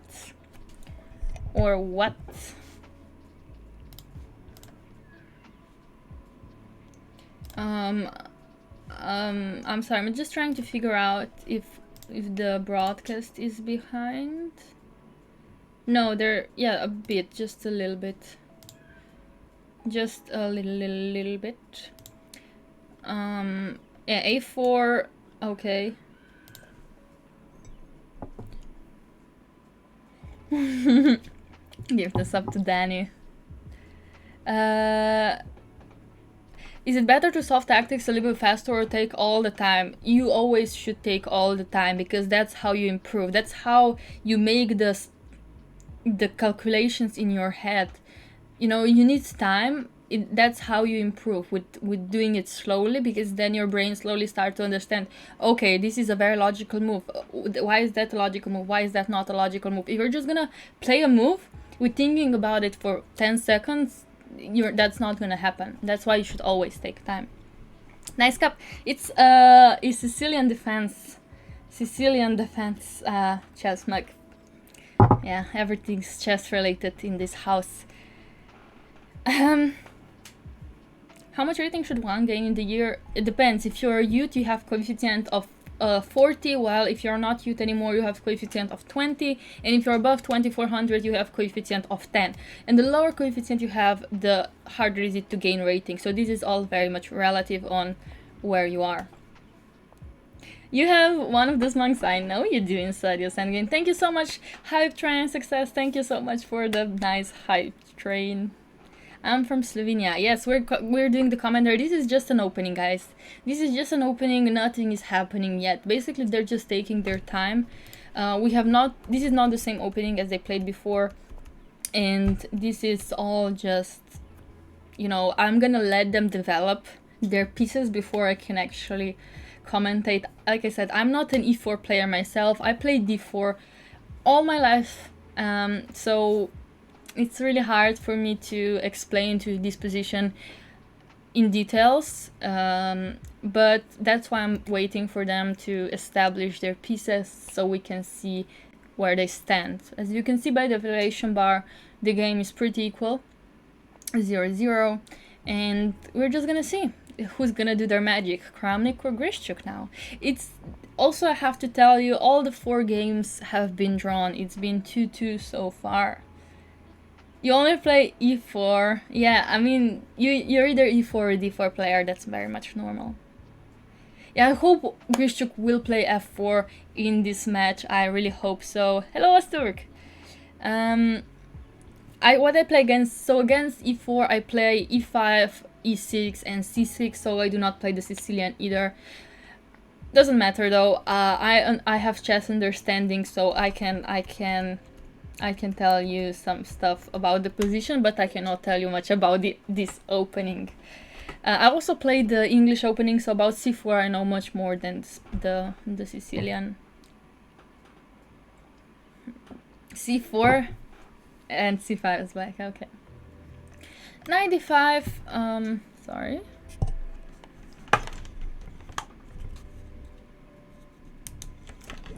Knight d5. So they're just exchanging. So if they take with the bishop, there's some trick here. What is the trick? Why is white so much better in this position? So let's think. Rook e1, castle. And what? Queen h5 is just so strong. Oh, c4, okay. That's the first move I also thought about, and now b4. Oh no, sorry, now b4 doesn't work because just takes back.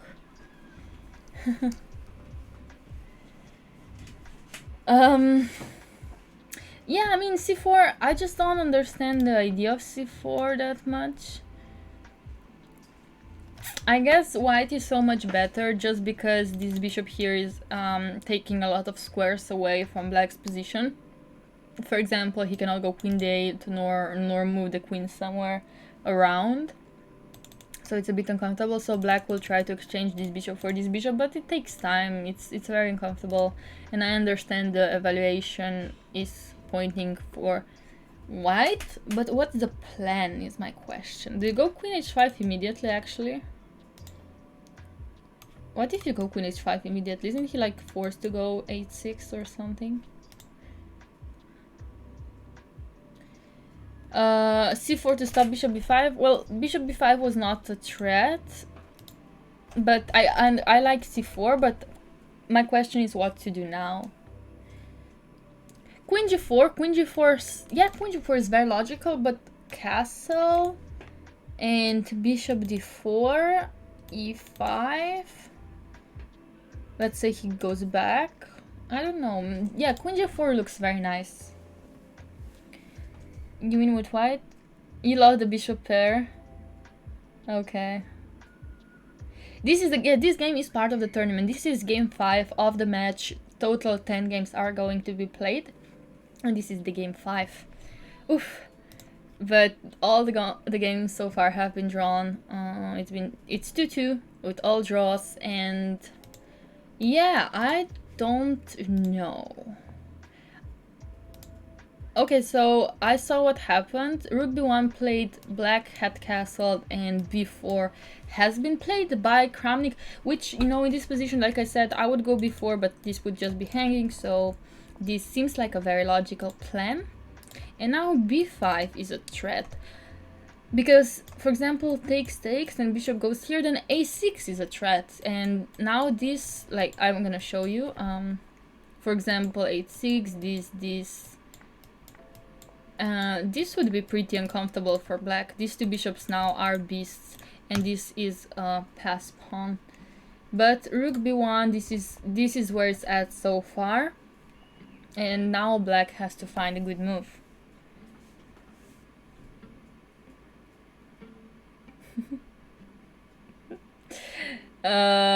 So much haters.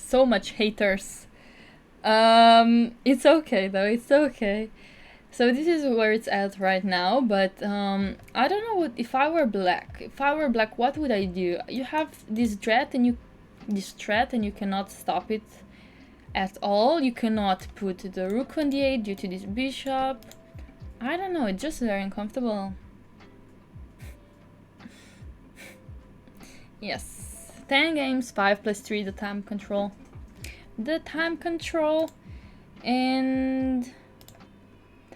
Sorry, the broadcast is a bit behind. This is the position that we're supposed to have, but we don't. So we're gonna wait a bit for the broadcast to come here. Haters be hating. Interesting. Yeah, okay, so Queen f4 has been played. Okay, Queen f4 has been played in this position, and Queen e2 by Grischuk. Rook state and g3. Oof, g3.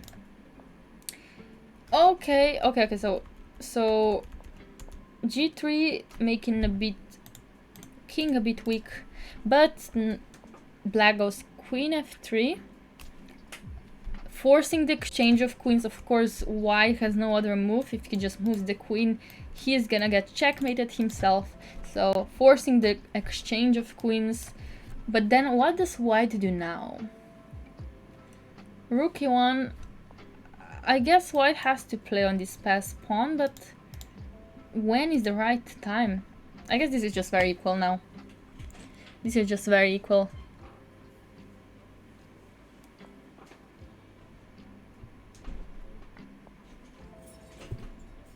It's Laura's name data. Thank you. Yeah, so basically they're just trading the pieces, and I guess this is just gonna be another draw. So far it's looking like another draw. It's true that white is better because white has bigger chances to make a pass pawn, and we know pass pawns will be able to become queens much easier, while black, you know, he has 4 pawns here and against 3 pawns here, but black will have so much trouble making pass pawn. It's gonna be almost impossible, and even if he makes it, the king is right here, so that's why white is just so much better here. Takes, forcing the move the bishop, and a6 is gonna be played, I'm guessing. We'll see though, we'll see. I guess this is going to be the position so far. Rook e3 b5, yeah, that's what happened. That's a very good plan, Drot.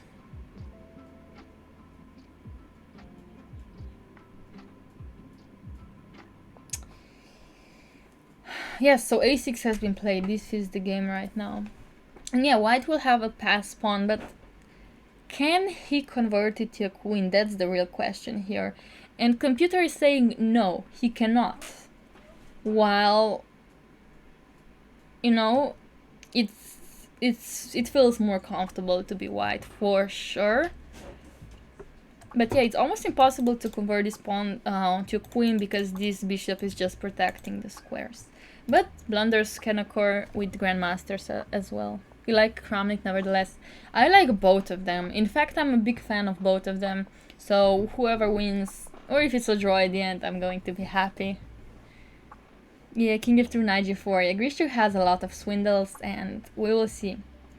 So g5 played to make a luft for the king, also not putting the pawn on white square. This is very nice technique. So playing g5 and not putting the pawn on white square, that's great, because the bishops are on white squares, and that means you want all your pawns on black squares, because then your bishop can be more active. So g5, very nice technique. Not just g6 but g5, and now king is going to be activated. Yeah, I don't know. We'll see how this is. I just think this is gonna be a draw. I don't know how long they will play, but I just think this is gonna be a draw. In this position, Grischuk is a better human. I don't know, I would feel pretty uncomfortable with a pawn on a6. Hola amigos, hola. The way Laura pronounces Luft. Well, I studied German, so I hope I pronounce it in the right way. I know it's Luft. Yeah, Kramnik has a nice lead on time, 30 seconds, yes. Of course, some time losses can happen, but this has been played. Grischuk has not lost on time. This is just a broadcast a bit messing up, but this is what happens when we have evil bar. It's okay. It's okay. Professional pronouncer, yeah. I'm from Slovenia. Guten Tag, ich bin Bus und knallt mit dem zu. Okay, yeah, we should trade the bishops and try to promote. That's a very good idea, but even if we trade the bishops, it's gonna be impossible to promote because two rooks will always attack the pawn, and that means you will have to, if you want to promote it, you will have to move one rook, and that means stopping the defense. So it's just really... Wait, what? Sorry. What happened? Duck. Oh, okay. So basically, black sacrificed the bishop for these 3 pawns. I got really confused. And actually 2 pawns now. Yes, 2 pawns. And this is a draw technically. Actually, you know, guys, this is a draw even if black loses these 2 pawns, which is even more interesting. But we might actually watch this game go on for a long time, because I think Kramnik is gonna try to win this, and I think Kramnik is great at endgames like this. Oh no, I cannot say that much, Brotchen. Hello, Polar Bear! Crouch defense, yeah, it's been drawn, okay. They have enough respect, so they don't play this for hundreds of years. So it's a draw. What can I say? In the next game already going on, let me just update the score. You know what? Let's we're gonna go to big clocks now. It's more fair, you know, like that. Here we go. Score. Da-da-da. So 2.5. All draws so far. 5 games, 5 draws. Insane match. The first game has been the most entertaining so far. I think we agree on that. I cannot pronounce these long words. I'm just gonna concentrate on commentary. So again, c4 by Grischuk. He's not playing f4. I'm disappointed, but again, the English, the same as we saw in the second match. And again, the hedgehog, as we saw in the previous. Exactly the same position. Exactly. Rook c7, all that we saw, except that here Kramnik played queen c8, and actually I think Kramnik might have played something like 8, wait, what? No, he played bishop f6, rook c1, queen c8, and then something like rook b1. It's a bit different, but now knight c6 by Kramnik, so he's taking a different road. Okay.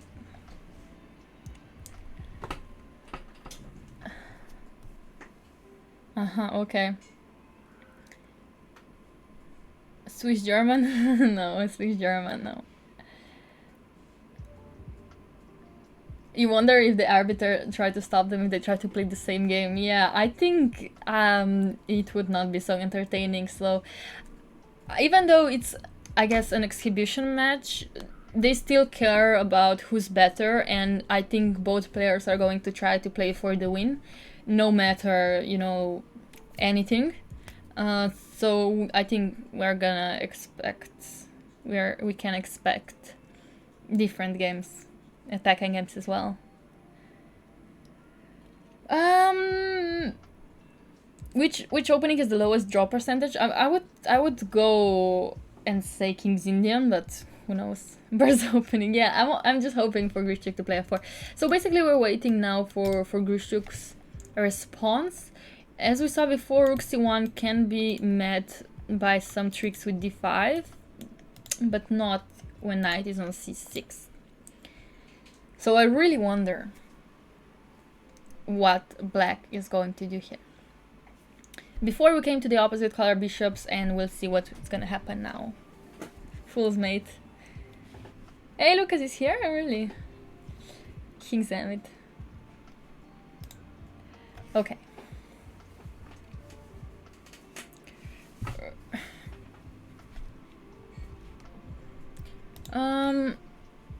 Queen b8. I guess the idea was b5, but at the same time I would go rook d8 here in this position.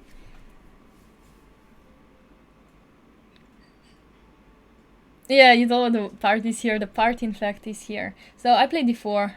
Yeah, Bota's Gambit not draws true, but Bota's Gambit is not an opening. It's just a live gambit. So a4, I'm trying to see. a4 could be idea to stop b5.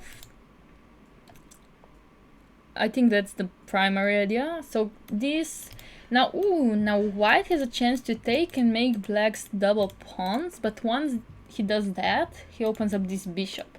So he decides to move the queen and not open up the black squared bishop.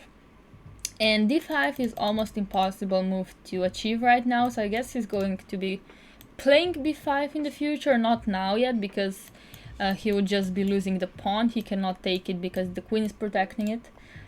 a5, so we've seen a5 before. a5 is a very stable move. It basically just stops any white's attack.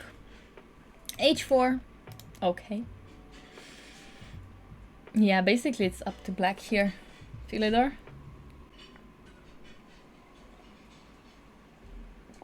Yeah, they are very strong 1500s for sure. For sure.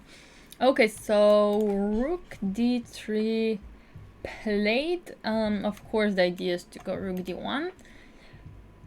And again, we're having opposite color bishops, which again means either draw or white is going to have a very big attack. I don't believe in black's attack at all.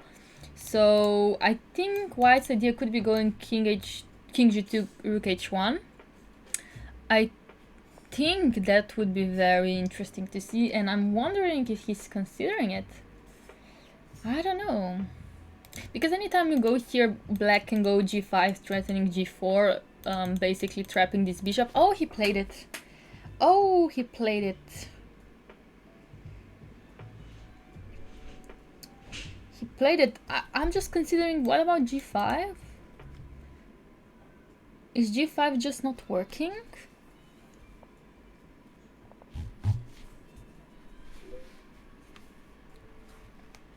Okay.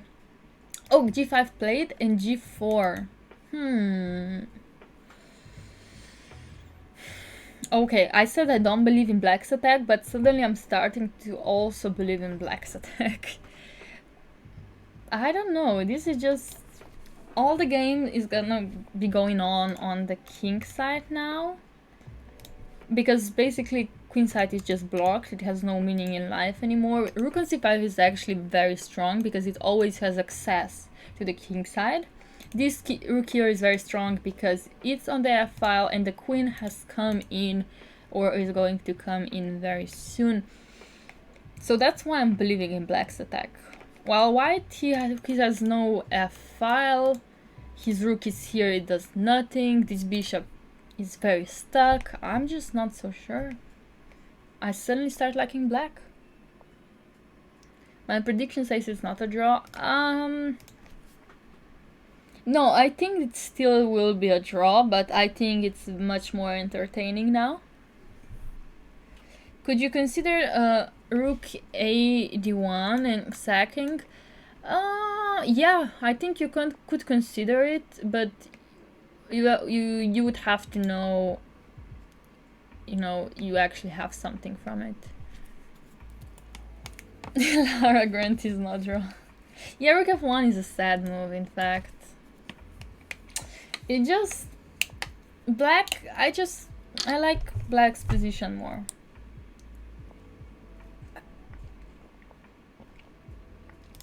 Again, rook h1. What about f4 now? Or even g4? g4 is basically making space for the bishop. f4 just threatening f3. I like f4 a lot. I don't know. White wants queen b2. I mean, I wouldn't say that he wants that, because just bishop f6 fixes all black's problems, even with threatening something like rook e3 in the future. So it's not... yeah, he even played it right now, so queen b2 is not really a big threat. How many games left? So this is game 6, so after this 4 more games. It's quite a long match, I have to say. We only saw the glory, yeah, that's a problem. Okay. h6 played by white. I'm gonna be honest with you.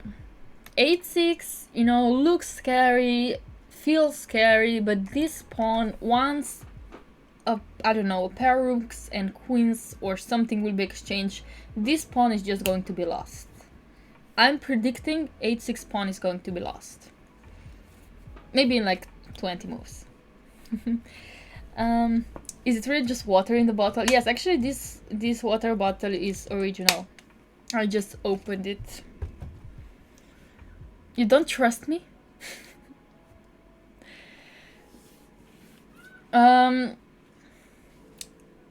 is favorite, the prediction is way wrong. Is the water sponsored? No. I wish.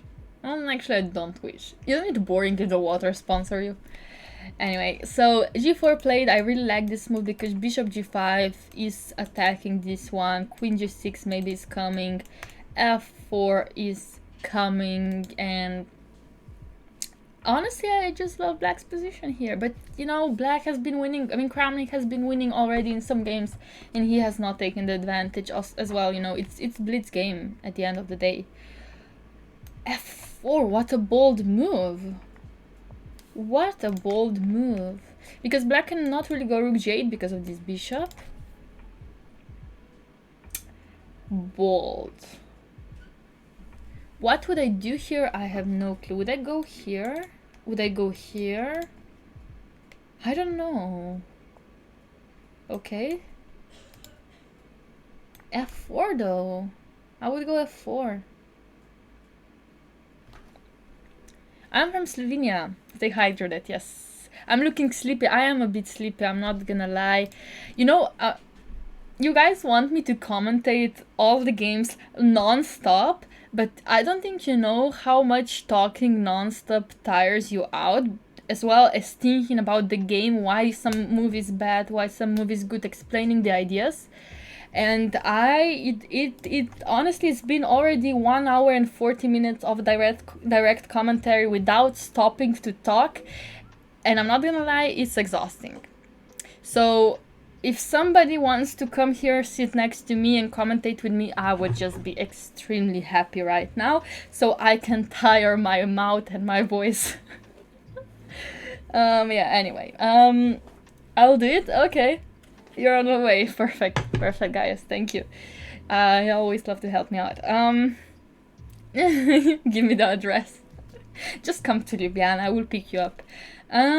So wait. So this, and f4 has not been played. Rook f6 has been played, attacking this pawn with bishop and the rook, of course. And Grischuk is in trouble. I could wake up teammate. Teammate cannot play chess. Are you watching Euros? No, I do not watch football. I don't. Because I'm studying for exams. I'm in middle of exam period, which is another reason that I'm also very tired. So it's all coming together. I have exam tomorrow, guys. I have exam tomorrow and I have a lot of studying to do, and I was studying before, and you know. But I love being here. I love commentating. I really hope you're enjoying it. I really hope you are. I'm sorry if you're not. I'm trying my best. And Queen f8 played again, attacking the pawn 3 times while it's defended only once, which means this pawn, like I said, it's most likely going to hang. You only hear excuses. I'm sorry, are you studying biochemistry? Thank you. You're amused, that's what I want. I want you to be amused. You might not learn so much, but I hope you're amused. Bishop h6, okay. So, yeah, Kramnik is basically a favorite in this position. Like I said, this pawn is gonna hang. This pawn is, oof. I don't know. It just, oof. Maybe even go here or something like that. And again, this will be a threat. This is a live game. Yes, this is a live game. Yes. You're new to the chess world. Okay, yeah, this is a live game. They're playing live right now. So, oh, he played f4.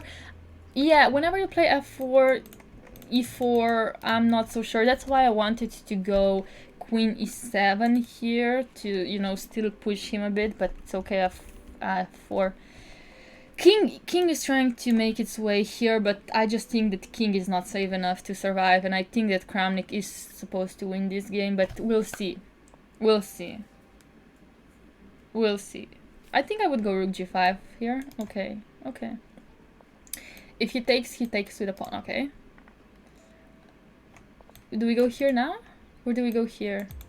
Oh, he's exchanging the queens. Okay. He's exchanging the queens as he's saying, I'm a pawn up and you have no chances to win. I would play this game with the queens, to be honest.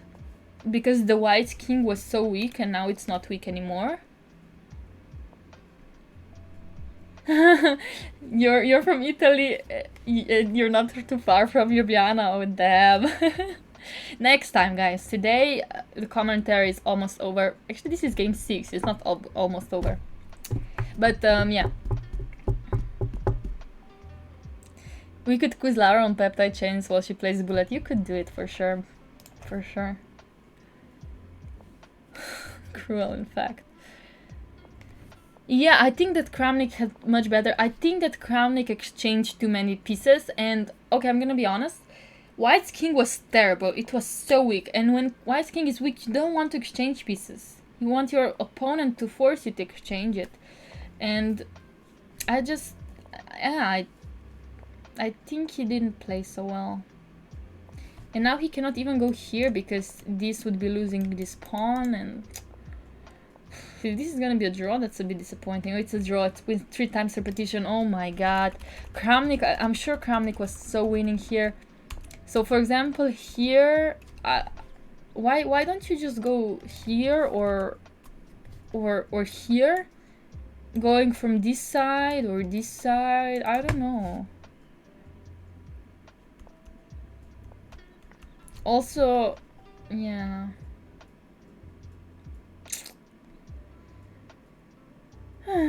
You know what? Wait, you know what I'm thinking right here? Rook h5 takes, and this, and you cannot stop the queen because takes the queen. Oh, that's actually very interesting. You guys see what I'm saying? Rook h5. You cannot take the rook because you lose the queen. So if you take, and if you take the rook, you play g2, and white is not able to stop the promotion on g1. Actually, we're gonna check this with the computer. You thought that Kramnik had retired? Yeah, I think they're both retired. Not both. I think yeah. I cannot speak anymore. It's been too long. It's been too long. Yeah, but Kramnik had retired, but he still plays casually. Okay, there has been a lot of blunders in this game. So first of all, let's check. So this black is so much better. I mean, the thing is that it's bullet at the end, and we know how Kramnik feels about bullet. It's just not chess for him. So here the best move is rook g5. Okay, that's very logical. I would play like that too, but it's fine. Queen g king. Oh, okay. This is wrong. What's the best move? Rook c5. Okay. Rook d3 takes. This. Does this work? Oh, actually this works. Rook h5 works. Takes, and he's... Oh, he takes and this, and takes and queen. They could play this endgame. And I think black would win at the end, but... Bullet Pepega. Is this a fundraiser match? I don't think it is. I think this is just exhibition match, but you can absolutely correct me here. So this actually worked, guys. Rook h5 worked. This is what I was talking about, that white cannot stop promotion, which is very interesting. Yeah, Kramnik is brilliant tactically, but when it comes to... When you don't have time to think, you just basically have to play by your intuition, and sometimes your intuition is just wrong. I'm from Slovenia. I should coach those GMs, you know, I just, you know, here... I love tactics, so I just saw, yeah, rook h5 seems so fun. And it's the second best move, right after rook g5, which I also liked a lot. Yeah, this looked very nice. Yeah, Grischuk used to beat everyone. 6 draws so far. Yes, 6 draws so far. Of course. Blitz, yes. It's 3-3, 6 games, 6 draws. And now they're taking another break before the next 2 games. Now guys, if you please let me, I will just take some minutes of quiet. My voice needs a bit of quiet. I'm just gonna drink coffee and I'm gonna read chat, okay? Quietly, of course.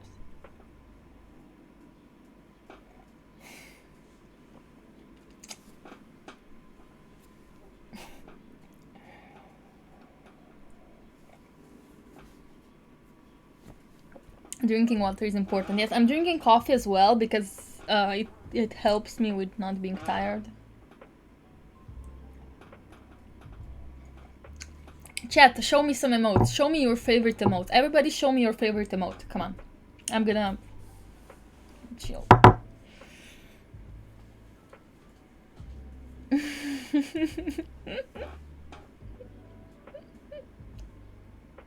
Oh wow.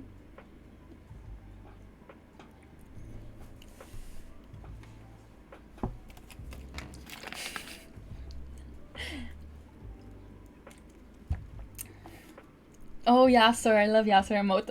Unuk. So many good emotes.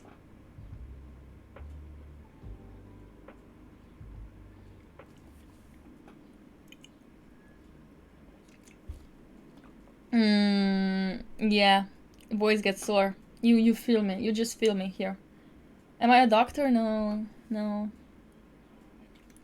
Nice. Chat is so nice. You hate emotes? No, why? Hate?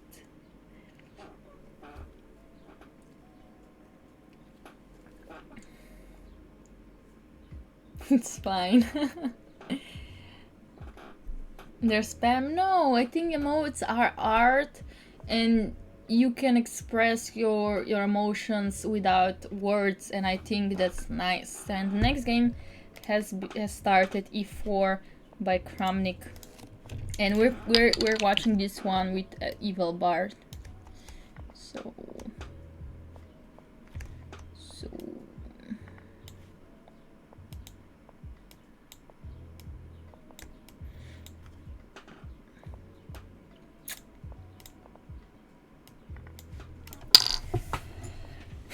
okay, so we've seen another Sicilian. This is a different Sicilian that we saw before. E5 has been played by Grischuk this time.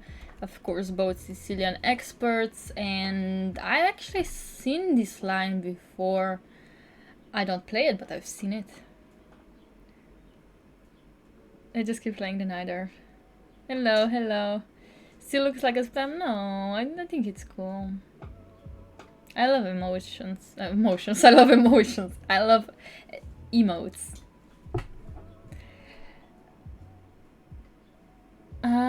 Okay.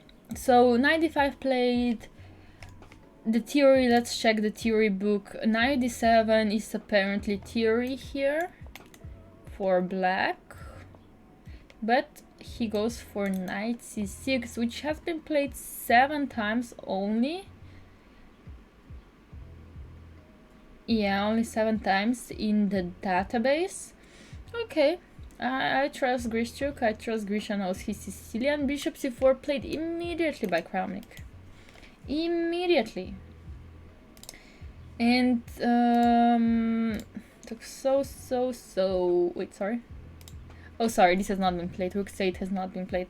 Rook 8 is a suggestion, but it's not been played. Yeah, it's not Berlin. They're not playing any Berlins here. They're not playing any Berlins. Okay, Rook 8 has been played by Grischuk. In fact, I'm gonna check the broadcast if there's anything going on. I think c3 has been played, and then knight d7, and then bishop. Yeah, I think it's been c3, knight d7, and bishop a2 has been played by the players.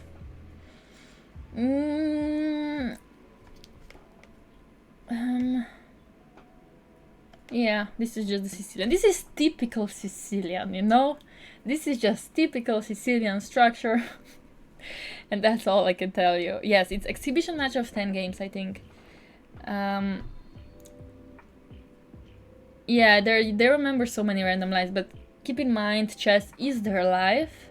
So they make money from chess, and you know, they have motivation to remember all these lines. Would you choose playing two rooks or one queen? Two rooks is almost always better. Two pieces are always usually better than one. It's much easier to coordinate with two pieces than one. I think this has been played, and now Grischuk is just thinking what to do here. In fact, I would also not know what to do here. I would just probably go back to knight c6, maybe knight g6, but I feel like knight doesn't belong on g6. I don't know. So I'm gonna tell you what I know from this position. And it is that black wants to take on d5 only when white will be forced to take with a pawn. For example, takes, takes, takes. And if white was forced to take with a pawn, then black is doing great. But in this position, white would be able to take with a queen, and then this is not what black wants. This is something that I've learned even though I do not play the Sicilian. So for that reason, maybe I would go rook c5. maybe not yet, but you know, you get the idea what I'm saying. Maybe even queen a5 in the future, just to make this idea happen. It's a very cool match. In fact, I'm okay. I talk a bit too much, but I'm okay. I can feel my voice dying, but don't worry, my exam tomorrow is a written exam, so I will not have to talk anyway. Bishop d5. Oh, he took. So basically, but now he's not gonna take, right? Even though computer says taking is the best. Let me just check why. Because of queen b6 here. Why is queen b6 so strong? Queen d2, castle, castle, and you're saying that this is okay. Sure, so he took, okay, so he's going for it.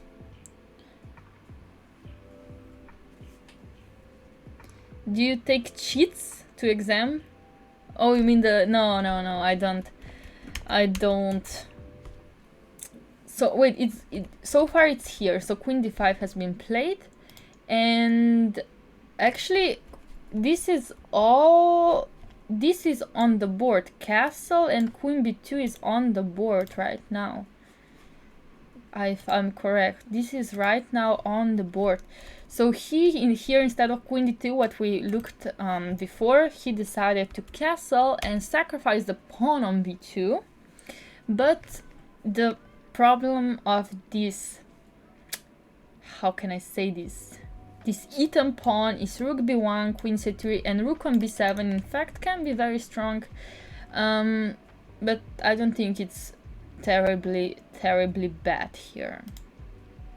No, this is actually this is actually a blitz game. It's 5+3 time control. I'm sorry you're not seeing the time. It's just because the broadcast is behind, and broadcast is still here while the real game is already here.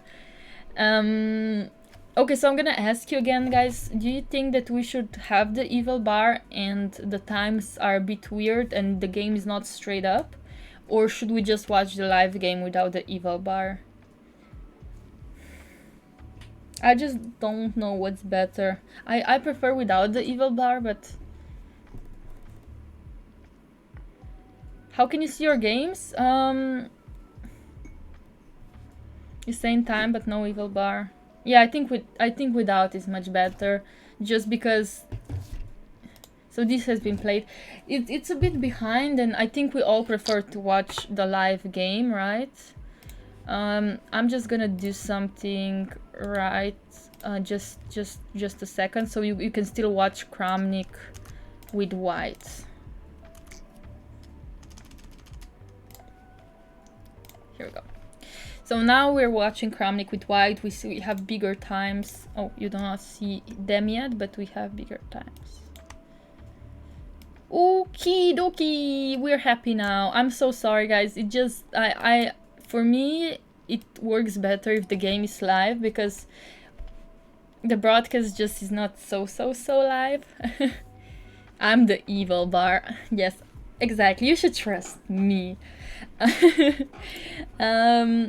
Okay, so what we've missed. That's what we missed when we watched the evil bar. So queen b2, rook b1 takes this and castles. This is all very logical. We have to castle, otherwise f7 pawn is hanging. It's hangado, as we would say in Czechitonia. But d6, and now we have equal pawns. Just the problem is that black has a bishop and white has a knight. Now, what is better, you're probably asking yourself. And usually, in combination with rook's bishop is better, but the problem of this bishop is the e5 pawn. It's really blocking him, and this bishop needs to be activated somehow. Also, this knight is very strong, but I feel like that if this bishop, if it gets activated, for example, I don't find a better square for bishop now, but in the endgame it could be dangerous. I just don't think it's anything grave. I think it's pretty equal right now. Hey Nicola, hello! How are you doing? Go Laura, go Laura, go evil bar. E6 again, making luft, g3 making luft. He's putting the pawns on dark squares. Is that a strategy? I guess. So he's also gonna try to reroute his knight, and this knight would be perfect on d5. Can it get there? Knight e1, knight g2, knight e3, knight d5. Seems like it can get there, but it takes a lot of time.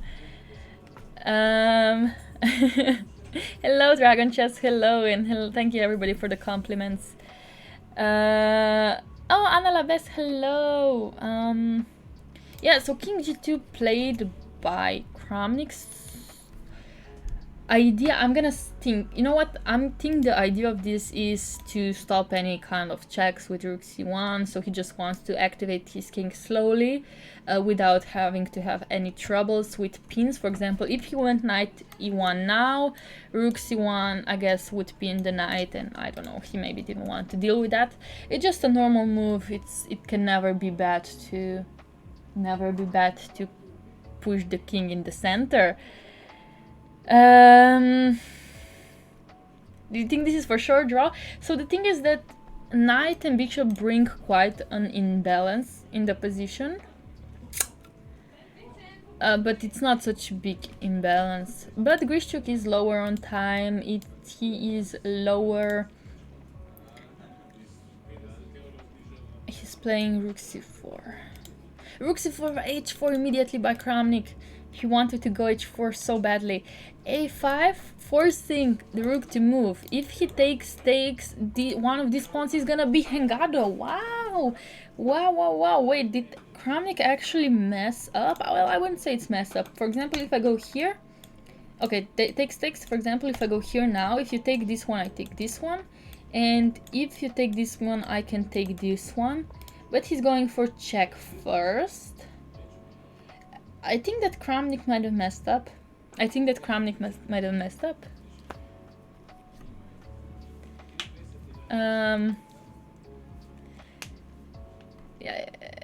Yeah, I don't know.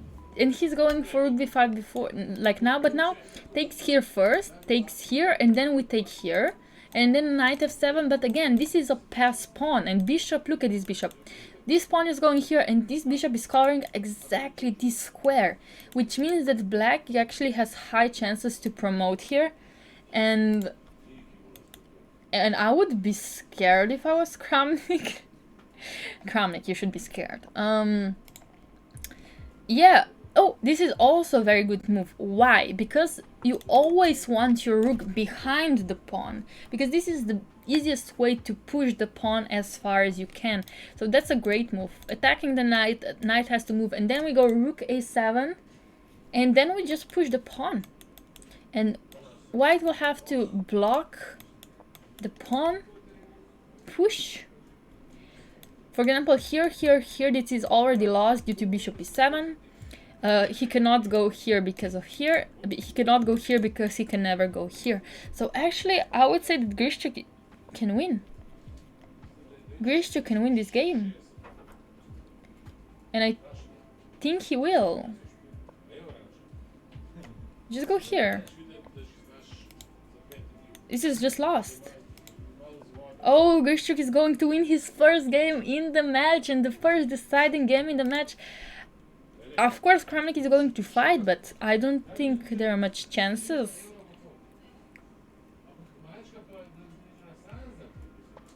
There's increment, yes, there's 3-second increment, yes. Every move they played, you get 3 seconds. Okay, so now let's see the technique of Grischuk. If he can manage to convert this to win. This is exciting. How did this happen?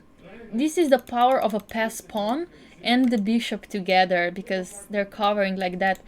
Kramnik made a mistake when he let his opponent go e5. We will analyze the game after it happens, because after this game I think they're gonna have a break. Oh no, after the next game I think they're gonna have a break. But we will analyze it really quickly so you can see what I mean. Bishop and rook versus, yes, bishop and rook versus rook is a draw, but keep in mind there's a pawn. If white is gonna try to exchange it, black will not let the exchange happen, and then when he doesn't, he's gonna win. So basically black has to be really careful. Yes, so here if they check this take, and they cannot take, and he's forced to go here. But this is now a threat. Check, yes, go here. Actually, how is he gonna win? Oh, they're gonna, oh. And now f4. Takes. Is this what's gonna happen? No, okay. This is very dynamic now. He's trying to let him go f4. But I think the rook endgame might have been lost if they go here. Actually, yeah, black, it's really hard to advance with black. It's really hard to advance with black here. We will have to analyze this game. How do you win? Can you even win? Because these pawns are just so strong. You know what I would do? Check and then maybe go here, forcing him go here, and then maybe go here and then try to go here. But again, you don't achieve so much, do you?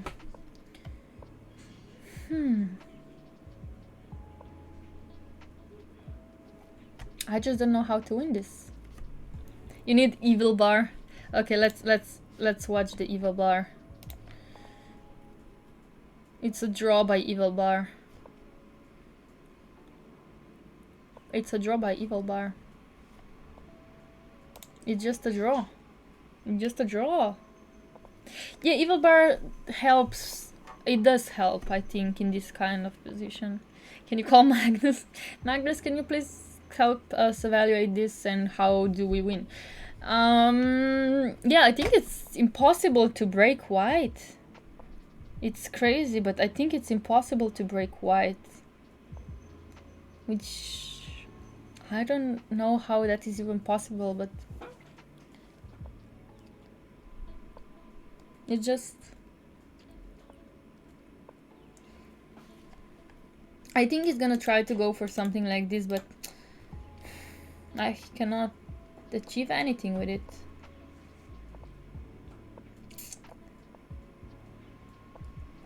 I don't know.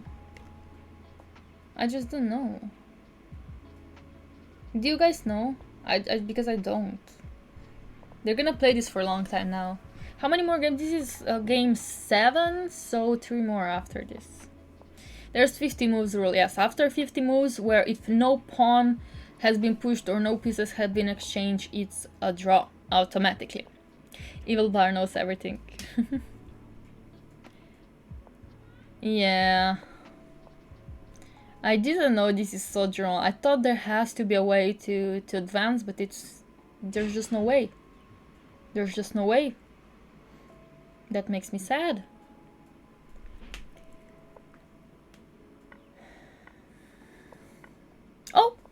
They went for it. Now they're gonna play this for another 50 moves. Yay! Now this is gonna be played for another 50 moves. You know, actually this is very tricky to defend, but Mr. Kramnik, I think he will defend it with his left finger. He will not even need the whole hand, just the finger. So let's watch the technique, how to draw this.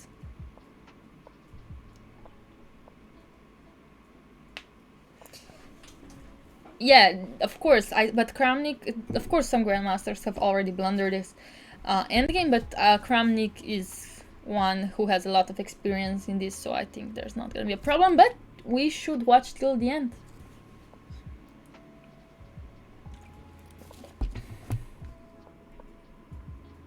Yeah, can I give you some pointers? So there are a few techniques. One is technique of the 7th rank. The second one is to keeping the bishop from here, but apparently the 7th rank technique is the strongest one, the easiest one. So as you can see, black managed to get the king on the last file, and now he's gonna try to bring the king closer and the bishop closer. Yes. And yeah, honestly this is very hard to draw. If I play this endgame I would most likely lose. I'm not gonna lie. It's just true. But I think that Kramnik is gonna show us the real deal, right? Is he? Is what? I'm not sure. I thought he will show us. Well, would you win with black? I think I would win with black much faster than actually draw this with white. So yes, you go here. We're gonna put the king here, threatening checkmate. I'm sorry, but is this lost? I think Kramnik messed up. Oh, he didn't? Okay. Maybe he didn't.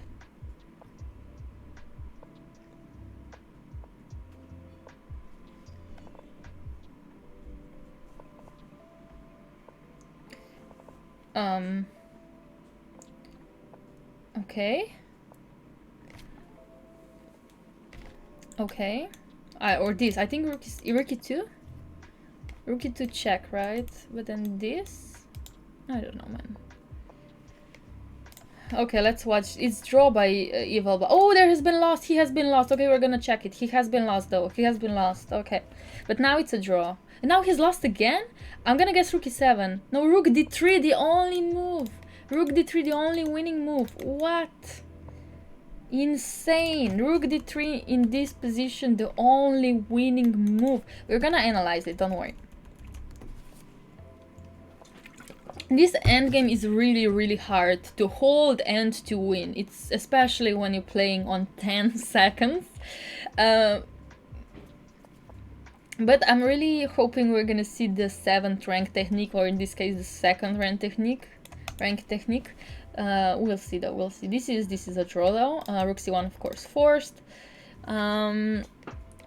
This threatening rook a1. Just moving, you know, he's not scared of anything. And we go back, and we've been in this position before. We've been there before. We go back. Rook e2, so this is what I thought before, but I think just rook h1. Or check, okay. Rook d7. Stopping the checkmate by rook d1. And it's a draw still. It's still a draw, but they're still playing. Yeah, he missed win 2 times. We're gonna check it, don't worry. This endgame is oof. It's just oof. It's terrible to play. Super curious to see the reactions to this endgame. I think they're both just very calm. I mean, they're probably raging inside, but outside they probably look very calm. This is what I would expect from them. And that's exactly how they look. How many moves? How many more moves to play? This is move 77. Move 77, and soon there are gonna be 50 moves. Very, very soon. In fact, I think in 4 moves, we're gonna see a draw. Yeah. Chess players are insane. Wait, what? Grischuk won? Kramnik has resigned? Kramnik, you don't resign, you have draw in the next move! No, Grischuk had won in the last moves! In the last moves, Grischuk had won this game. Okay, we will analyze this game, but first we're gonna watch the next game, okay? Okay, or just quickly, very quickly, we see what happened. So, tuck, tuck, tuck, tuck, tuck, tuck, tuck. Oh, and here king d8 is a big mistake, which loses the game on the spot. Okay. Okay. But I think still that Kramnik should have played rook e8 just to try for the 50 moves. But I think he was one move short. He was one move short. That's insane. Let's watch the next game. And we're gonna analyze that endgame before. I'm gonna update the score. Oh my god, what an endgame. I told you it's very tricky. But I was sure that Kramnik was gonna hold. Anyway, Grischuk now with a point lead, going for the English opening again. And we're gonna see before, that's a typical outbreak in these games. It's basically just a pawn sacrifice in order to open these 2 files and have a very nice game here. And I think that Grischuk will show us how. Yeah, it actually was 1 move from 50 move. It was really hard endgame. Yeah, I'm sure that Kramnik would hold this in a classical game. If he had 10 minutes on the clock, he would hold this without a problem. But yeah, I guess once you play with 5 seconds on the clock, it's just... Even if you're the most experienced player on the world, on the planet, it's impossible to play such hard endgame completely correctly. It happens. Yeah, Skitos, yeah, of course, it's been... Of course, the thing is that whichever moves he plays, the exchange happens and then 50 moves starts counting again, so... But the thing is, if Kramnik holds 2 more moves, if he played a different move than king d8, it would just be a draw. Yes. That was insane, match for sure. So let's just see the sacrifice here that happened. So take, the sacrifice happened for a very nice center. That's very common. In chess, you sacrifice a side pawn, so you can take the whole center, and Grischuk likes that. And basically, Kramnik is saying, I give you the pawn back, but then I will have some d5 outbreak with attacking the rook. Which would be uncomfortable. I guess he's deciding, is it worth taking the pawn back, and he has the d5 outbreak, and then he takes this one. Queen b3 played, so he said no, I prefer to be a pawn down but a stronger center, and you have no pieces to put anywhere. Typical Grischuk. Hey, Mr. Dryhumper. Wow. Let's see if Kramnik can bounce back. Yeah, we'll see if Kramnik can bounce back. He can go full alpha 0, but he's black, and so far I actually like white's opening. I love the central pawns. This bishop is bad, this bishop is bad, this pawn is hanging. I mean, hanging, like it's under threat at all times. So he still plays d5, which okay, typical Grischuk. Yeah. Who am I rooting for? I love both players. I love them equally, so I don't have a preference. I'm very neutral here. It's actually, you know what? It's very hot in here because my computer is so overheating. And it's insanely hot.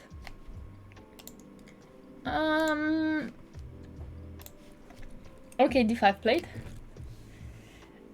You're Team Grischuk, so be careful not to go Team Kramnik. Oops, sorry.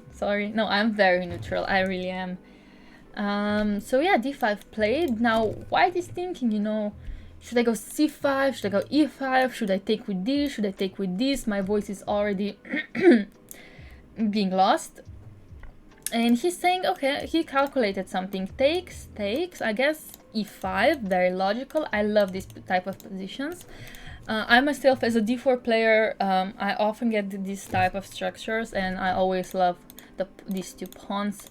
They're very, very uncomfortable for our opponent. What now? Knight e4, takes. If that happens, oh sorry, takes, moves. Oh my god, my arrows. Takes, moves. Queen d4 is lost, so that doesn't work.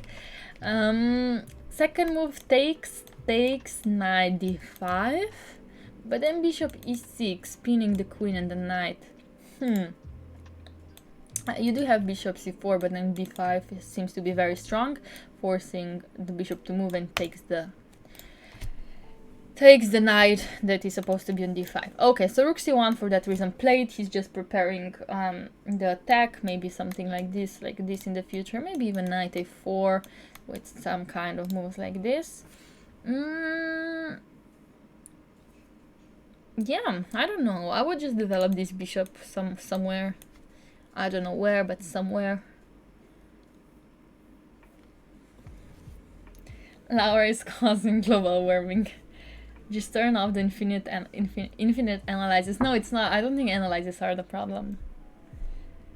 Yeah, evil bar. Are e4 players annoying? No, they're not. I stream on Twitch. Yes, I do stream on Twitch. But they have not played the Berlin, that's correct. Also, they have not played the bird opening, which makes me really, really, really upset. So bishop g4 played. And yeah, so again, now I'm starting to like black's position just because all his troubles with this pawn and the center disappeared. This bishop is very nicely protecting this knight. This bishop has been developed before it couldn't be developed. This knight is actually very active and it can always be exchanged for this active knight. So Kramnik maybe is bouncing back.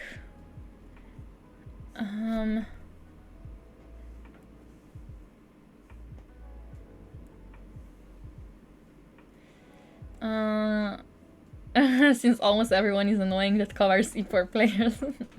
Not everybody is annoying. Oh, sorry, yes. Let me tell you what kind of match format is this. So this is an exhibition match between two grandmasters, Kramnik and Grischuk, both legends. The format is 10 games with time control of 5 minutes plus 3 seconds on every move.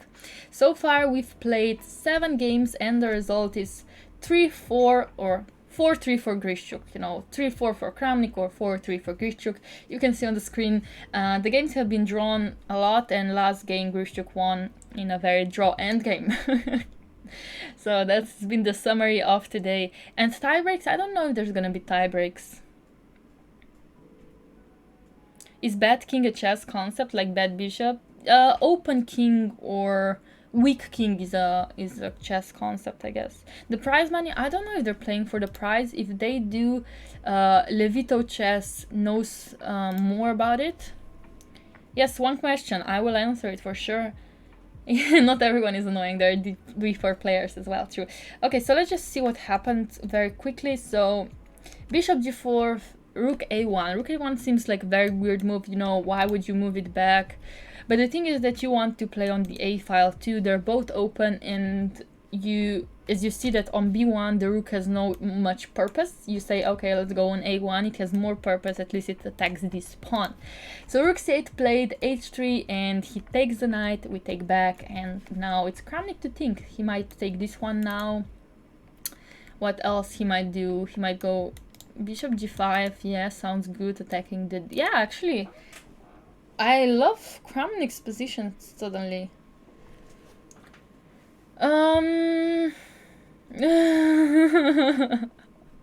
Classic joy. Okay. Ban his opponent, they would play the Broly in Banter Blitz. Oh, okay. So, so the question is, do you have a boyfriend? And if no, do I stand a chance? First of all, I don't know you. So I can hardly say anything about this. I'm sorry. Your emotes should be coming out. Sorry. We're gonna concentrate on chess. We're not gonna talk about girlfriends or boyfriends. I'm just gonna analyze the moves. So 95 played by Grischuk, because you know what? Actually, Grischuk doesn't have much moves here. And because if he moves the rook, the knight is hanging. And he cannot move it here because it's attacked by the knight. So actually, Grischuk has to sacrifice something, and he decided to sacrifice 95.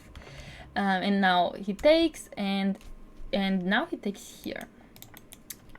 Of course, they take back, and now they take this knight. And as we can see, if black moves the bishop back, or here, black is an exchange up, but it's an exchange, but this knight is very active, this bishop is very active, and once the knight is moved, this pawn can be potential danger. Hello, Varlock. Get in line.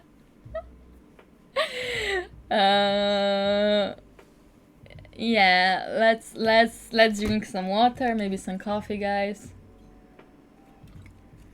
Should you play on Lichess or chess.com? That's absolutely your preference. My personal preference is Lichess, but you have to try both websites to see what you prefer. But keep, like, Lichess is absolutely free, so you will not have to pay for membership, for premium membership. You count on possibility of 0.001% chance. Yeah, that seems like pretty accurate percent. How was this even organized? So this is a match organized by a Russian streamer on YouTube. So if you're Russian, you can also follow the match on YouTube. The Russian commentary, and basically they decided to play on Lichess, so Lichess also decided to cover the event, and they invited me, which I don't really understand why, but okay, it's fine. Okay, so Queen d7, I'm starting to see some very nice tactics for white, if black is not careful. Also time, guys, look at the time. 4 seconds, 5 seconds. 4 seconds, 5 seconds. 1 second. Oh, he played the move on 0.4 seconds. Oh, Jesus. Oh, Jesus. Okay, so here, if he took with a pawn, that would be lost due to 97. He would lose the queen. So he's forced to take with the queen, and now the exchange, he's not an exchange up anymore. He's not an exchange up anymore, and I think white is winning now, because this is just the queen. How can you stop the queen? I think that white is just winning. We think Grisha is winning again, guys. There was a fork hanging.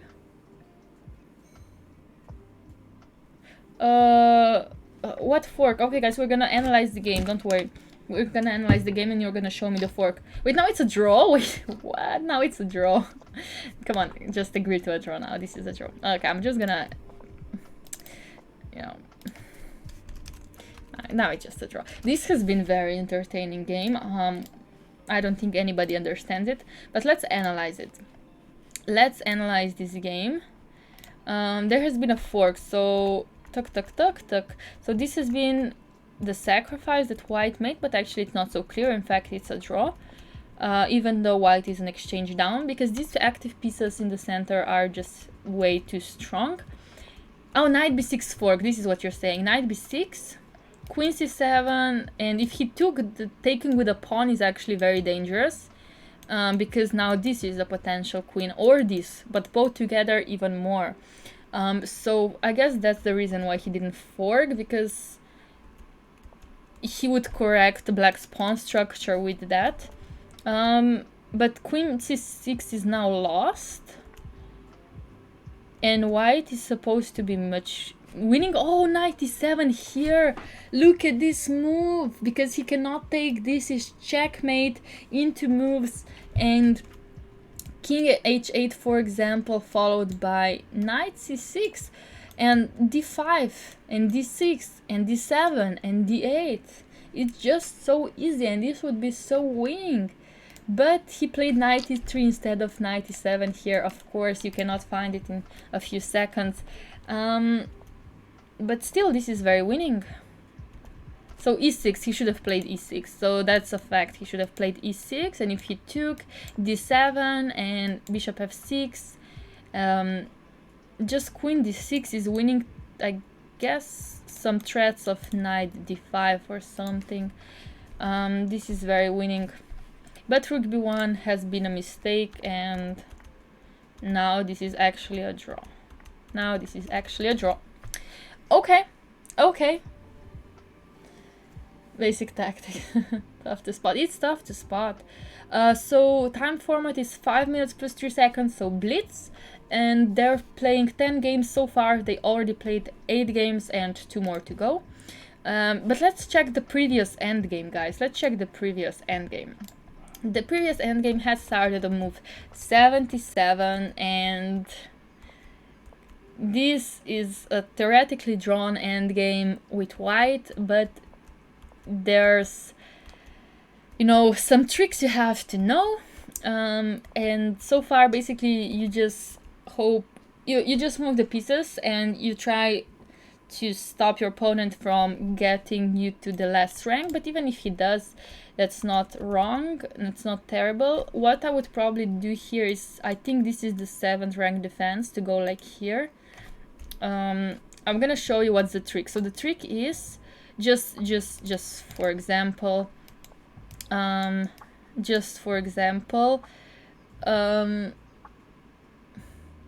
so let me tell you what's the trick. So for example, just I go here and you go here, and the trick is to go rook f7 here. This is the 7th rank defense. It's just, for example, so you know what's the trick. The trick is that if you take this is stalemate, and this is the last chance where you defend the lost game. Yeah, so this is the last chance where you can still defend the end game. So it's by playing rook f7, because the king has to move, and then you're in the same spot as before. You just move the rook. So this is the trick. But let's see how Kramnik played.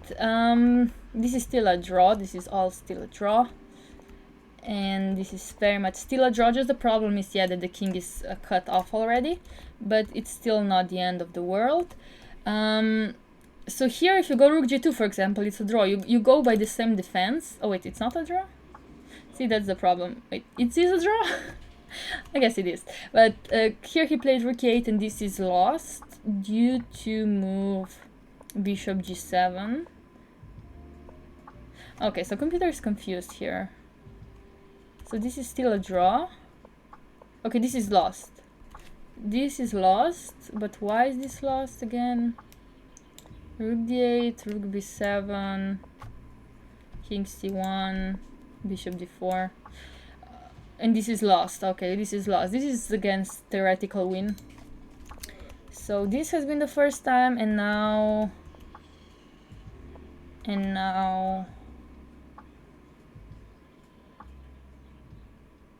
we don't have table base here. No, but you should have used to use table base, but this is basically just theoretical draw or win if it comes to the right position. But this is still a draw, and this is lost now. The only move is rook d3. And for example, if white goes, let's say here, bishop b2, this checkmate. So the only move here to stop the checkmate would be rook g1. And then again check here, and is bishop b2 really winning? No, I go here, I guess. No, here, and bishop e3, and here, and now this is lost with this, and for example this. Okay, I don't know how do you You go here, okay. Okay. Is this just not winning? This is supposed to be winning, but I don't... The computer doesn't let me win. Okay. But it's supposed to be winning. How do you win this, actually? You go here and then here?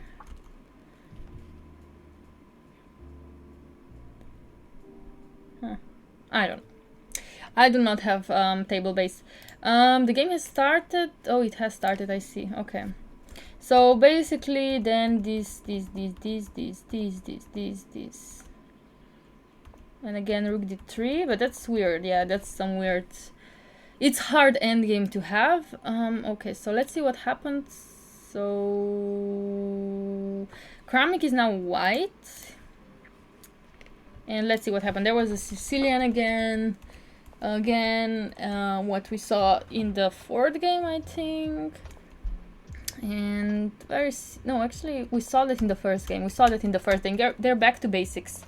They're back to basics, except that now a bit differently. Before, Grischuk played knight c6 and knight f5, and now Grischuk decided to go knight d7 and knight c5 instead. And yeah, queen e1. Queen e1 played.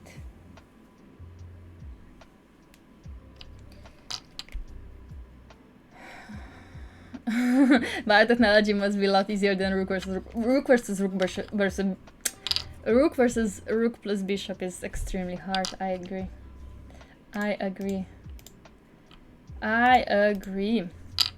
Okay, so yeah, I do not know how to comment in this game. We already saw very similar position in the first game. It's very similar with the fact that white went g4, but black has not pushed any pawns from here, so it's gonna be hard for white to break black. While for black, it's gonna be easier to break white due to this a3 maneuver, and it's gonna be easier to open up some files, you know, like b file, for example.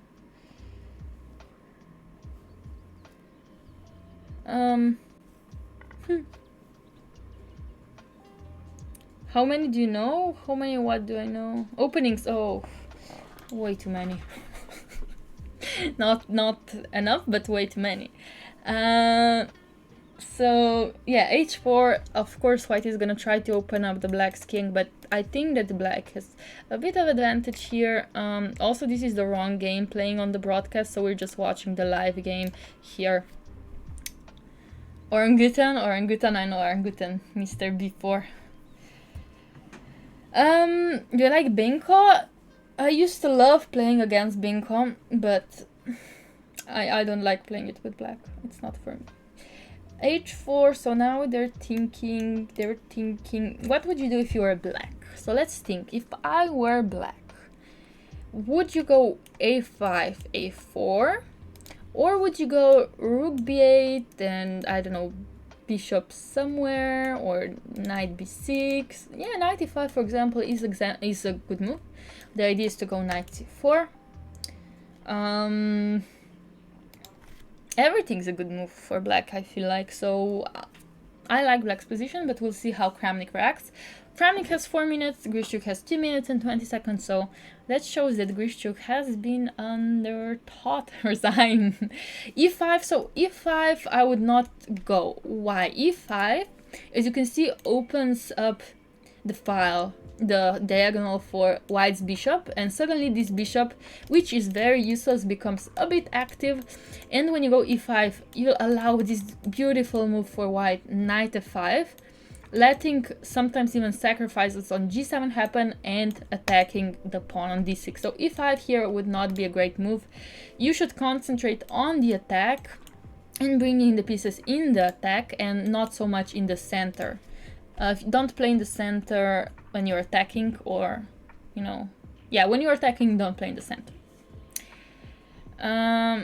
Yeah, you can go for e5, knight f5, takes, but I'm just not sure. I think that this is still much stronger, because in any case you can always defend the b2 pawn with rook h2. or just queen d2. I don't know. I just feel like a5 is not the right move to play. At least not strategically when you're having this position. Maybe if it's concrete, then it works. If it's concrete, yes, okay, but thinking strategically, it's not. But he went for knight b3 now, okay. Let's see how white is gonna respond. Is he gonna take with a knight or with a pawn? What does that emote mean? Explain, guys, explain. Kappa. Knight f4 is based. Oh, knight f5 is basically planned for white. Yeah, knight f5 is basically planned for white in Neidorf. Exactly. That's where the knight wants to be. So even though you lose a pawn, well, you don't really lose it. But it's just not great to let that happen. See, I think CB is safer as well, to be honest. I'm not sure what's better. I think CB is safer just so to never let knight c4 happen. But we'll see. But the thing is about CB, then a5, a4 opens up the king a bit faster. I don't know. It's a tough position. This is a typical tough position with opposite castles. Whenever you have opposite castles, it's gonna be hard. Knight b3, knight f3. I do not like this. Even though you win a pawn, you're letting me open your king with g6 very fast. So I don't think it's there. I don't think it's, yeah. The thing is that in this type of positions you should never be greedy. Because if you're gonna be greedy, you will not have time to attack yourself, and this position is all about attacking. Black attacks here, white attacks here, and once you're greedy, you lose a few tempo. So first you let the queen go into the attack, then you have to move, and then you basically lose 2 moves, 2 tempi. Maybe it's not terrible, but I would not be greedy here. It's not bad, but it's just too greedy, I feel like. Yes, every move spent taking a pawn is move better spent attacking the opponent's king. That's very nicely said. And that's why a5 has been played by Grischuk. He doesn't care about this pawn. He says, you know, if I, just move it. I don't care. And knight c4, the knight is beautiful on c4, and a4, big threat, because if the knight moves, this is checkmate on b2. So, ooh, g6, I would still go a4 though. I would still go a4. Oh, thank you for 60 bits, XX. The solid snake. Can you speak a bit of Italian? Buongiorno, buonasera. E siete buoni. That's all I can say. Arrivederci, that's all I can say.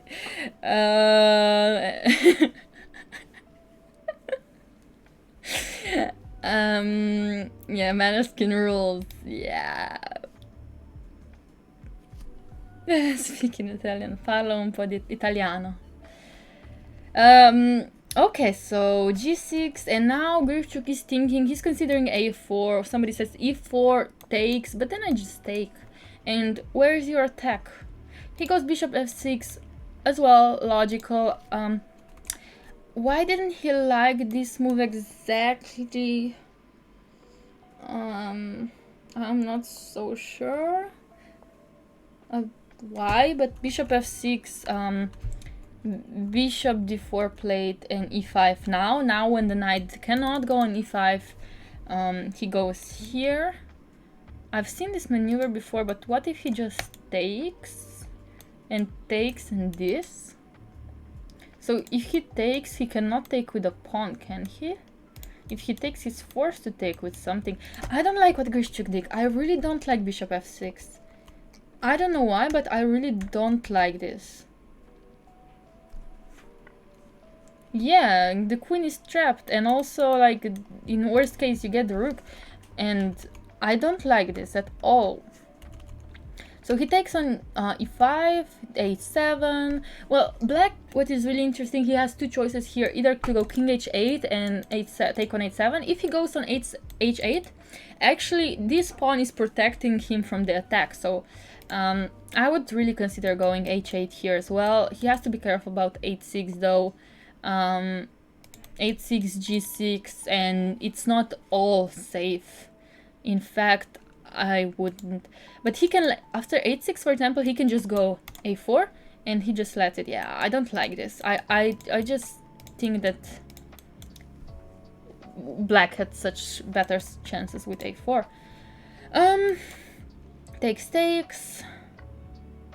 What now?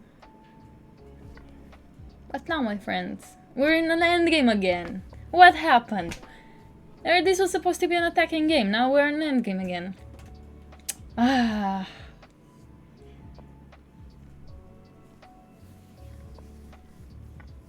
They play the drinking game. One vodka per king move.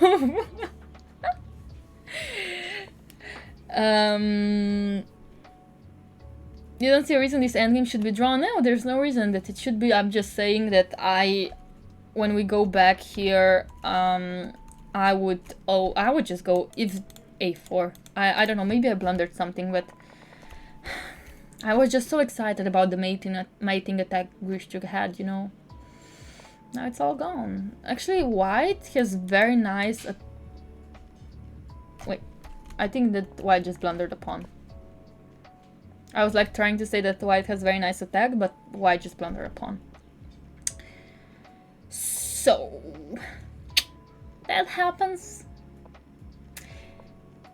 Yeah, now don't blunder another one. Very good, very good. Very good. Okay. Okay, yeah, now we're talking. What happens if I go here? He's threatening this and at least a draw. He doesn't want it. He goes here. I think I would take and just take a draw. Oh, he doesn't? Okay. Okay. And he cannot stop the promotion. He cannot stop the promotion. In fact, he has to give up the rook. But then black has knight and 3 pawns. Wow, actually black has very nice chances at the end of the day. Promotion takes, and this he has a knight and 3 pawns for a rook, which should be enough to at least draw, if not something more. I would go f5. Or yeah, f5. And no, f4 is too much. Maybe go something like knight e3. And then f4. Yes, and then f4. f4, g5, both sounds good to me. Yes! Actually, Grischuk might actually win this at the end. Takes. He goes behind the pawn, correct. But I would also go g5, seems very correct to me as well. Again, he pushes. This game is so controversial. Is this a draw now? Actually, is this a draw now?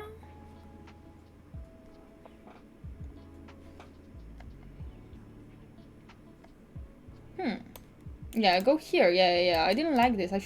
I would play this.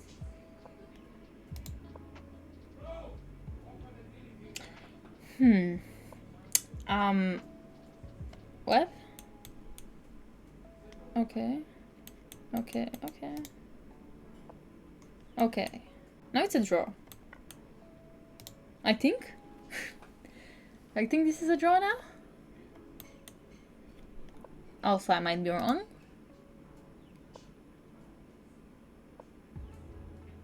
Yeah, white might even win. Yeah. Yeah. Evil bar. Here is the evil bar. Yeah, this is a draw by evil bar. No, but this is supposed to be a draw, yeah. This was a very entertaining. I think that, I'm gonna be honest, I think that Grischuk was winning.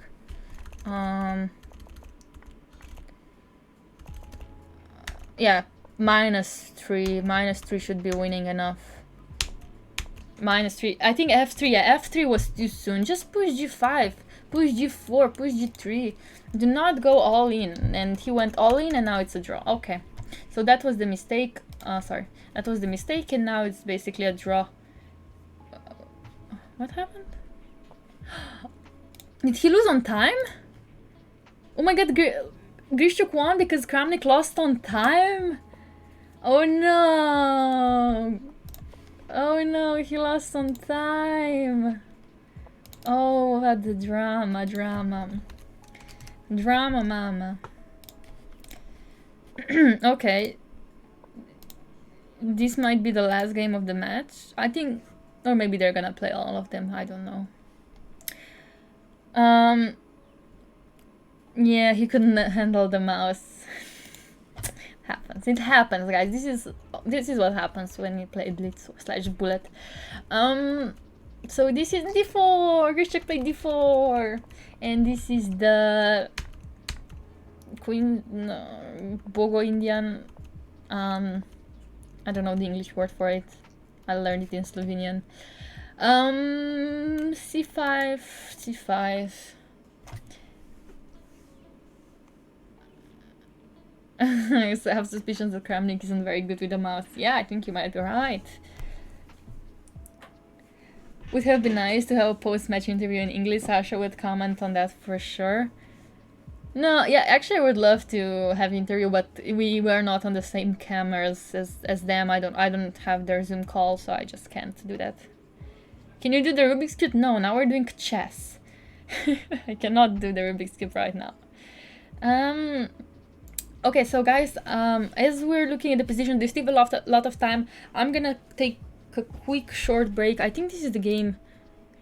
Oh, this is the game 10. Oh, this is the game 10. This is the last game. You know what? I can wait for the last game. I wanted to take a break to get water, but I will wait for the one more game. Yeah. Laura's excited with D4 and in the immediate disappointment on the opening line. No, it's fine. I like it. I like it. I like it. So they went for this. I'm gonna tell you what usually happens. So this actually line with taking on d2 is pretty tricky. Why? Because black gives up the bishop pair immediately in the opening, but that means that he's gonna be able to control the center, and actually this white's bishop is not very active. As you can see, he will go here and it will be surrounded by these black pawns, and that's why he took with the d pawn to open up this bishop, which would be great if it's opened up. But what do we do now is the question. Do we take? Do we just develop? Do we go rook d1?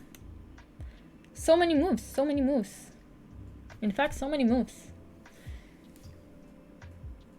Can I make the loudest noise? You don't want to hear my loudest noise. I can go really high with my voice. Like really high. But I will not do it. You look a lot more tired than when you left. Yeah, like I said, I've been speaking for 3 hours straight. Without a break. And I have to say, it's a bit rough.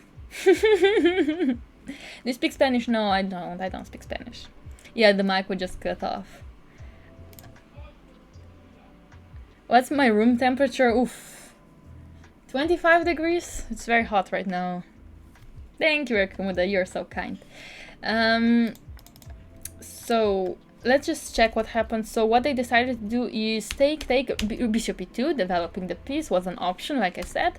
Takes, they exchange the queens, takes, and castle. Wait, is it the last game? It is the last game. Yeah, okay, sure. I just had to make sure. It's okay. Yeah. Okay, so knight b6. I mean, Kramnik doesn't have, he's just gonna play the game. But knight b6, and the bishop is under attack. He's gonna move, and then black can either take or go c4. But honestly, if I were Kramnik, I would just take everything and offer a draw. Oh, 77 Fahrenheit for Americans. Yes, thank you for translating it. Thank you very much.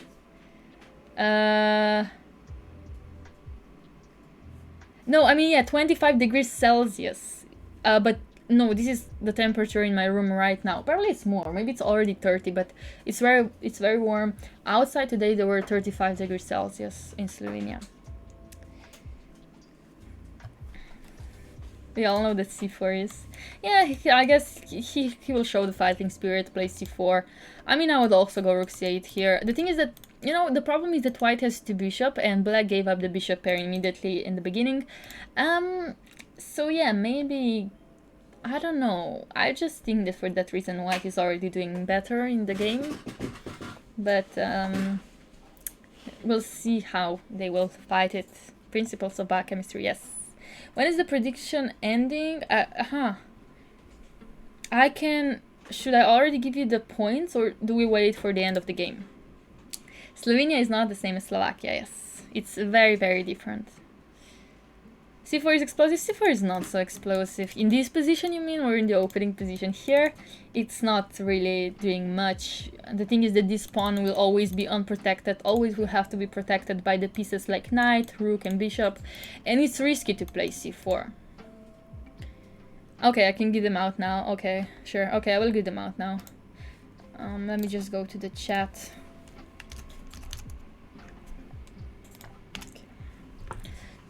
Oh, there were 73% for Grischuk and 27% for Kramnik. Okay, so Grischuk had won the match and the prediction is complete. We're just gonna follow this last game. They know Veronica? Which one exactly? I know a lot of Veronicas. Franza? Yes, I did know her though, if you mean her. Yeah, congrats to all people who won points, yes. How many draws were there? There were 7 draws? 7 draws, yes. 7 draws, 2 wins for Grischuk. Last game was supposed to be a draw, but Kramnik, with poor mouse skills, lost on time. But it's okay, it's only an online match and it's for fun anyway. Rook AC8 played, so yeah, I mean, he will put all the rooks on the open file. These 2 knights, yeah, knight c3 could be an interesting idea. Honestly, I just think this is gonna be a draw, but we'll see. We'll see. Grischuk has the best interviews. Thank you, Anam Hungary. Thank you. Do you trash talk in between the game? No. That one Veronica who was confined in an asylum? What? No, I don't.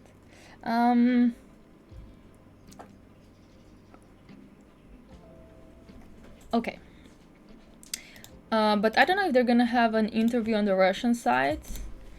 You know what? We're gonna listen to the Russian side after the match is over to see if they're gonna have interviews, okay? And when we find out if they have or not, then we're gonna complain to Lichas so they can give us the interviews as well. Black is the initiative. You think black is the initiative? The thing is the 2 bishops. You always have to take into consideration the 2 bishops. And I'm not so sure what's the right evaluation here. Actually, in fact, we're gonna check the evaluation bar. So this, and this has been played in fact, is this the right position? Yeah, this is the right position, and in fact, this is 0-0 with a computer. So it's, yeah, it's pretty equal. I miss it. What are we complaining to Lichas? We're complaining to Lichas that we should also get an interview with the winner at the end, not only the Russian people. You know, there should be equality to Lichas as well. We should also get a part in this. Yeah. Yeah, I know, it's okay. For next time, you know.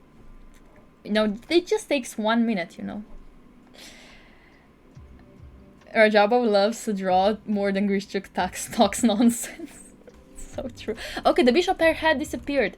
Knight c3 has been played, takes, sorry, this and takes, and now this is going to be a draw, I'm sure. Because once on one side of the board, like in this case, on the queen side, all the pawns disappear. It's just most likely going to be a draw, as, you know, it's hard to make an advantage just on one side. That's why chess is interesting, because once you have pawns on one side and the other side, you can always make inequality on one side, but once you only have one side left, it's very, very hard to make inequality on one side. What's the draw percentage? So 7 out of 9 so far.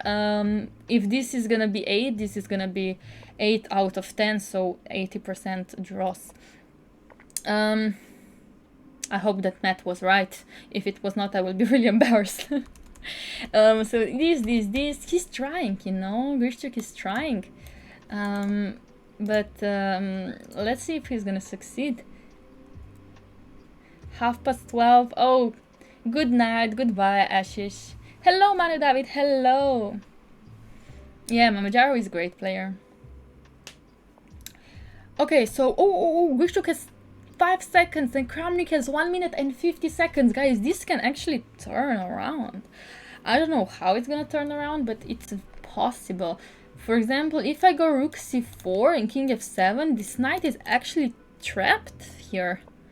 But that's why he went rook c8 again. This is a threat and knight is trapped. But of course Grischuk sees it. But still I would go here, I guess. I don't know. Or maybe go here. Oh yeah, I would go rook c4, I think. I think I would go rook c4. We'll see. Hola Davo, hello. Nice games, good night, good night. Am I getting paid for this? Not that I know. Not that I know. Tell me guys, should I get paid for this? Do you think I deserve it, or do I need a bit more experience?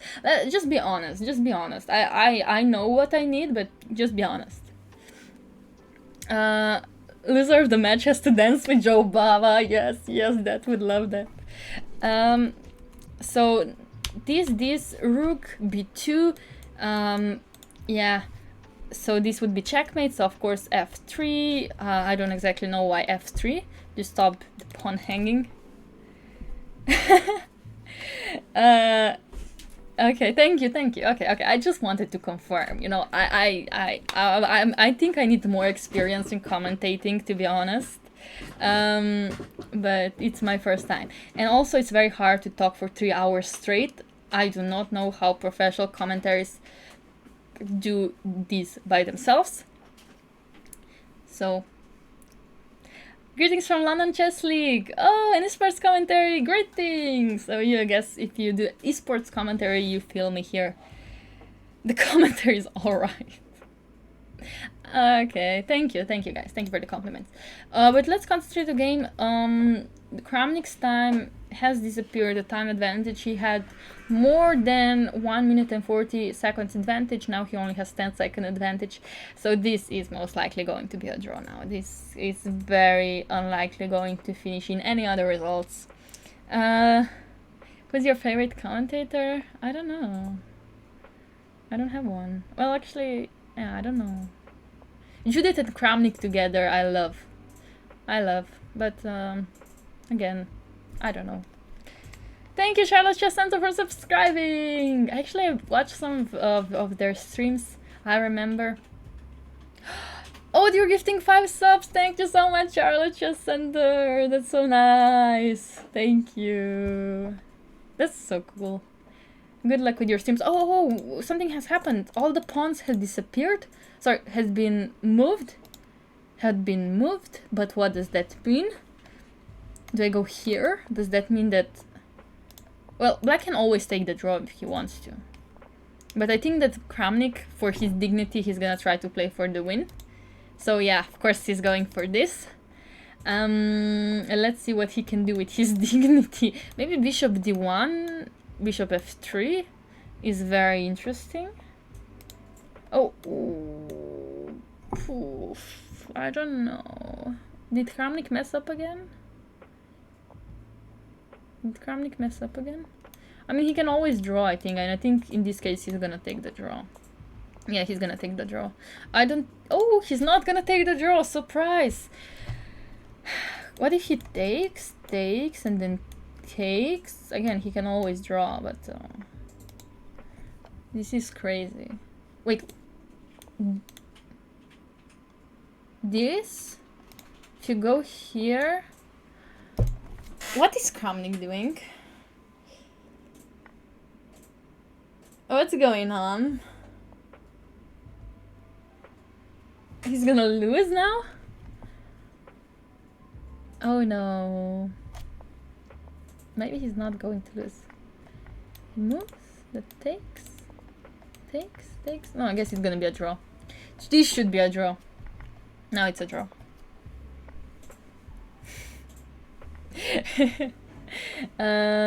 We should be playing Anna.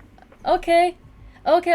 Thank you. Something's pretentious. We didn't discuss it, so I just thought I was doing it voluntarily, which, you know, I would also do it voluntarily with pleasure. So it's all good, really, no worries. Yeah. And now it's a draw. Okay, it's a draw. It's a draw. It's a draw now, and the match has to finish with 4-6 for Kramnik or 6-4 for Grischuk. Very, very nice. Very entertaining games. I think we learned a lot from them. A lot about the players, that they love to play the Sicilian and the English opening. And let's check if they are gonna have a commentary in Russian. Sorry, the interview in Russian. Let's just check. Let's just check if they're gonna have the interview.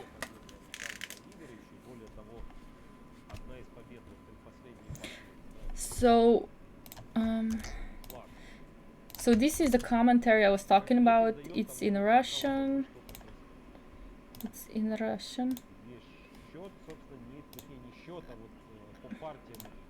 So this is the video I was talking about. Oops.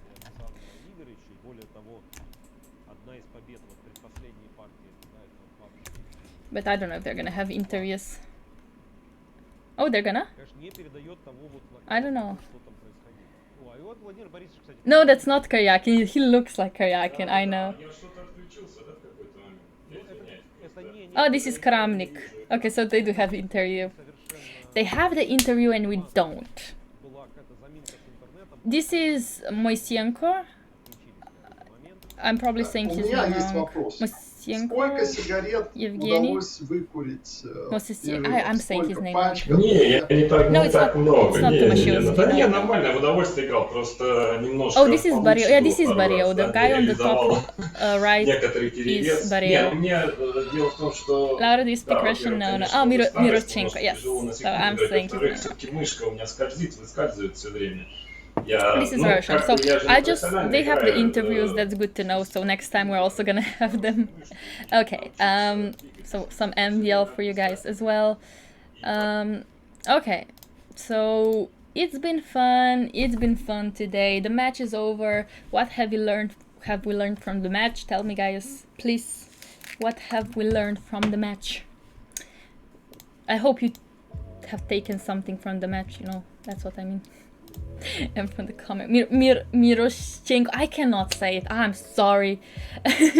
Thank you for being here, guys. Yeah, we should learn endgames, I agree. So, for example, next stream that I'm gonna have on Chiquitas, yes, I'm a Twitch streamer as well. We might actually have some endgame stream. We're gonna be learning some endgames very soon. You learned nothing? Well, you know, take it. Thank you. Yeah, come check out my Twitch channel. I actually am a Twitch streamer. You know what I'm gonna do? I'm just gonna show you what I mean. I'm gonna show you what I mean. So basically, you just go to twitch.tv/Chiquitas, and you can see that we are streaming here. We also play some GeoGuessr though, so it's not only chess. So yeah, obviously go if you want to learn some endgames with me next time. You can always come to Chiquita's chess channel. I'm a bit tired right now. I have to rest. I have exam tomorrow. I have to study. I have to eat. I have to drink some water. And thank you so much, guys, for being here. Are we raiding somebody? Is my question. Okay, we're raiding Ellen. Great, that's awesome. with 500 viewers. That's so many viewers. Oh, you guys are so awesome. Thank you guys for being here tonight. I'm really happy that you enjoyed it, and I love all the haters that told me I suck. I really appreciate it. But you know, I love you all equally. No, you guys are awesome. And we're raiding Ellen. She's also a Licha streamer. Amazing girl. Also great chess player, woman FIDE master, trying to become woman international master. And I lost my voice. Thank you for being here. And yeah, I'll see you at, if nothing, Lichess, I see you on Tuesday.